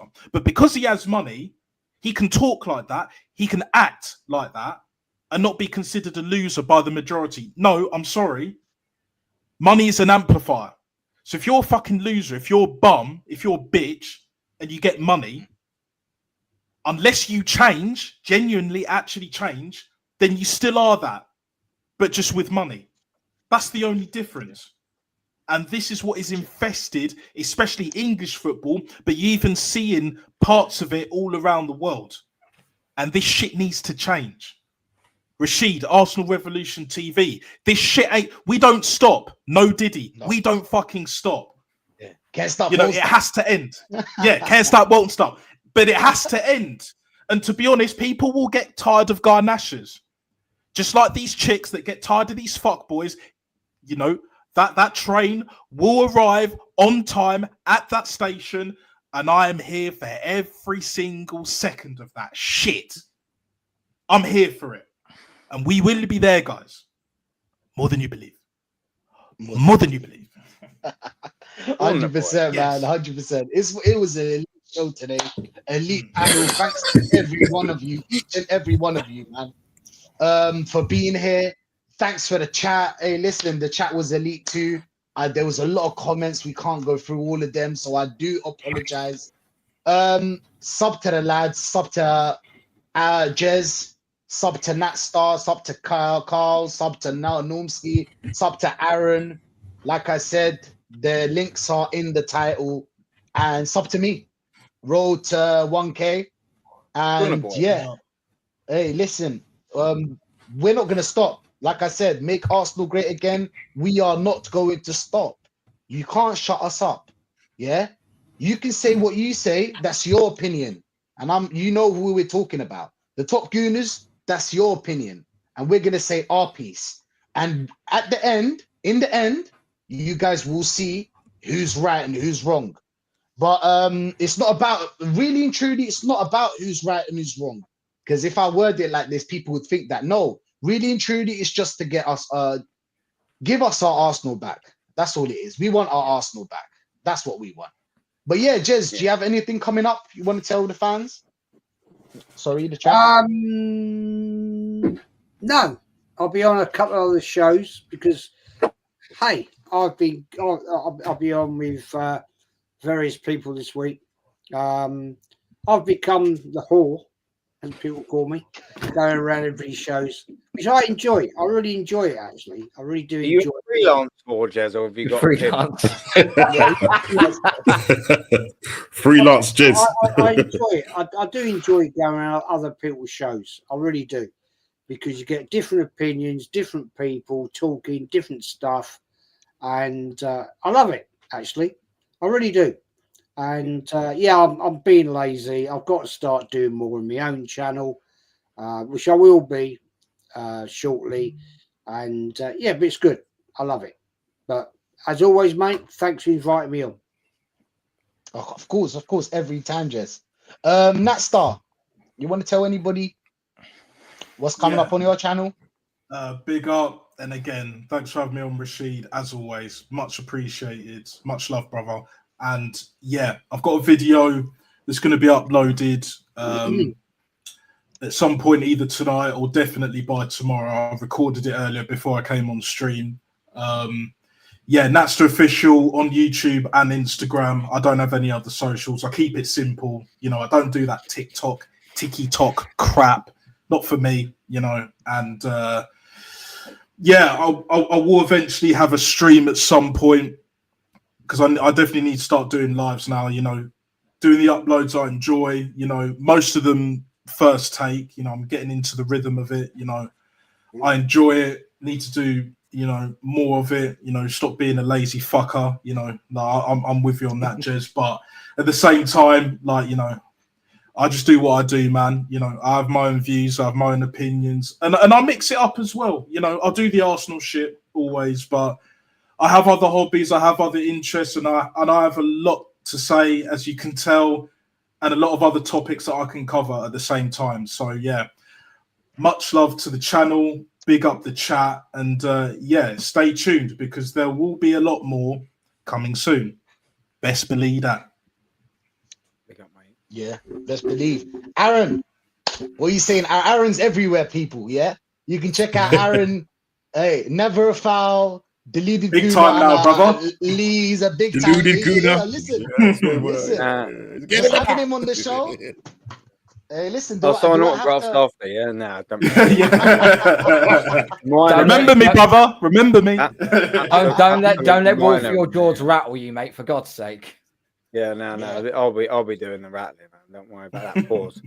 And I'll be doing that in a little bit. Next thing No, you no, know, you'd have to talk to his manager. Listen, next thing I know, do I need to talk to the manager or can I speak to you directly? Is that okay? I don't know, man. I'll see what the PR says and all of that. Big up. Yeah, no. Big up, man. Obviously, yeah. What you got coming up, man? Yeah, so I've got a little call-in show on the Fridays. I'm sure you're all familiar with. People Yes, obviously sir. welcome to come there and have a little watch. Me and DJB will be doing something a little bit. I think what's it about 8:30 on Monday, with a few guests as well. And then I'm gonna do a random Tuesday call-in show because it's international break, isn't it? And it's so boring. I just thought, you know what? Let's just get a few lads on if they want to have a little chat and a waffle about anything. I'll think of some topics. Do you know what I mean? But yeah, I've got a couple of bits coming up, and as well, just I wanted to say to Jez, he's actually been phenomenal for this community. Massively helpful for me, and I've seen him jump on numerous sort of shows, helping him out, having a good chat. YouTube community would not be the same. YouTube Arsenal wouldn't be the same without Jezza. I can guarantee you that. 100%. He's been very helpful 100%. for Arsenal YouTube, man. And it's never going to be unappreciated by me. I can tell you that. So big up, Jez. Big up, man. Big up. No, hang on. Whoa, thank you, mate. Look, you guys do your own thing, and you've built your own stuff, right? Yeah. I'm old. Maybe I'm the old man in the house, which I am. You know what I mean? I'm right behind you, Jets. I'm right behind you, bro. Yeah, you are. Yeah, you are, mate. You are. But at the end of the day, man, you've built your own stuff. Don't give me the praise. You built it. You've done it, right? I love jumping on your channel, Naughski's, and everybody's channels. I'll go around. I'll go on Gun Down. The only thing I've got to learn to do on Gun Downs is not get so heated, right? I remember that one. That's why it's cool. That's why it's called Gun Down. He's come on my show twice now, and is always to get into an argument with someone. I know, and I'm going to have to stop that. I'm going to have to stop funny, that. Will not come on, right? I have to stop that or not come on because the two shows I've jumped on with you, I've ended up having a row. I don't want to do that. It's not me. That is, honestly, believe me, gentlemen, that is not me. But when I get triggered, I do get triggered, and we can tell. Yeah, I know. You don't Why hold should back you? either. It's brilliant. I love it. 'Cause I Yes, think, it oh might- no, it might have- Jez is Never pissed change, off. Jez. Never change. You know. No, No, it's not absolutely, fair. yeah. Like, it's not fair on the host. And look, if I want to do it on my channel and have a row, that's fine. I shouldn't do it on a guest channel. And I actually said, I got ripped by the wife the other night, right? Because she was listening on that stream we did with the guy from Scotland, that guy, Mark. Yeah. And she said to me, "Why'd you have to be like that?" And I said, "Well, the guy was talking bullshit." And she was like, "You just be nice. Just be nice." And I said, "You've been married to me all these years. Have I ever been nice?" And she went, "No, not really." Right. Sorry, Mrs. Collins. I apologise on your husband's behalf. Right. Just be nice, guys. Exactly. Look, I'm sorry. You know, I am a controversial shit, right? And if I've got facts, and if people talk bollocks to me, I'll give it to them. Yeah. Because that's me. That is how I am. I can't. No, I'm not going to apologise at all. Actually, 'cause that's me. Sorry, that's me. Yeah. Don't Yeah. invite me Full on. circle there, Jez. Never apologize for Brilliant. who Don't you are. invite me on. Exactly. Never apologize for who you are, okay? The show Never goes apologize on. for who you are. Exactly. The show goes on. Never First of all, apologize for Jay. who you are. You just don't invite me on, and then I just won't cause drama. That's it. But Best of. one way or another, it will happen. It will happen. But debates are supposed to be there, and we want more debates. You know what I'm saying? We want more debates, and hopefully at some point we're gonna have more and more with these fans because it's getting to a breaking point. Like next year, I don't know what the excuses are gonna be, but yeah, I'm sure they got a Bible somewhere of excuses, and they're gonna write another chapter of excuses, another page of excuses next year. But yeah, we move on. Normski, what you got coming up? I was going to say, Jez, you know, going on Gun Down show, because I was on there with you as well about the second one. But he was a bit more mild then. But it might have something to do with Gun Down's title, Arsenal Anger Management. Yeah. Oh, God, yeah. But, Love the title. But big up. Yeah, no, it's great title, man. Great title. But yeah, big up to you, Rachid, for having me on. Apologies for coming on late. I was still on my live stream earlier on. So on a Wednesday, I do what's going on podcasts, and like we have chats with the other rival fans and friends. Also going around shows like Gun Downs on Aaron's show. Hopefully Nesta will invite me on his show one day. Absolutely. And We'll make obviously, that happen, I've been my friends. We'll make that happen. You know what I mean? I've obviously been on Jez's. Tomsky. Yo, yeah, listen, bro. But listen, Aaron knows the score. Yeah. If you do come on my show, Jez, yeah, I've got soap and water. Yeah, soap, bar of soap in the mouth. Bit of fairy up liquid in there, isn't it? I don't sweat. I was on there and I was a very good But boy. I tell you what, but the community, I say, the community has been lit. The chat, I mean, it's just been off Elite. chart, mate. You know what I mean? Today was absolutely brilliant. Straight buzz, great questions. And listen, we got to keep the foot, as I say, on the neck. I know I don't like to say that because obviously there's some whatever stuff that's going on there, but you get what I'm talking about. And we just got to keep going. And as I say, it's coming to a head. And those people that are coming up with excuses, they're gonna have to sit down one day and look in the mirror and say, oh, you know what, I got it wrong. I got it wrong. Yeah. I got it wrong. And Mr. Big Bert is coming in. The cheese wire is coming in. We know, Rachid. We know those, bro. We already know cheese that. wire. You know, it's coming. It's coming. Hey, But yeah, he knows no, the A lot of absolute people man. want to be sleeping with the fishes, mate. You know what I mean? Yeah. Yeah. Big old Yeah. fur. Yeah. But no, big up to everybody, man. Really appreciate it, though. Really appreciate it. Great show. Appreciate it, bro. Big up, big up to you, man. Carl, what you got coming up? So I got the Arsenal Anger Management tomorrow night. Jez coming on. I'm still figuring out guests because the last 3 days my boy has been not very good. He's had a stinking cold for the last 3 days. He's had like 2 hours sleep last night, so it's been stressed out of hell for me. So I've got a lot of work to do tomorrow to get someone on. Saturday, I do the usual call-in show as always. Not this Tuesday, but next Tuesday when the season obviously restarts again. I might be doing a new show on Tuesday, also known as the Boiler Room, but that's more going to be sort of like that's going to be an intervention of mine, just talking about what's going on in football, and you'll probably see me in a different, more unhinged sort of way. One thing I will say though, on the 26th of April, pencil this in your diary, Conor Benn versus Chris Eubank Jr. I will be doing a live party watch along on my channel, and you're all invited if you want to have your say, if you want to come on and so on. Carl, are we allowed to bring eggs with us? Eggs? Who you friends? Oh, there you go. There you go, man. No. It was an elite show. Thanks for everyone. Thanks for the chat again. Hey, listen, there's going to be a part 2, so please tune in soon. Part 2 is going to be either Saturday or Sunday. One of those. One, but we will do it. Part 2 is necessary. It's been lit. I didn't know it should have. I wish I had more time. We could have gone through the whole squad, but we've done half of the squad. So part 2 is going to be elite. And yeah, big up to everyone.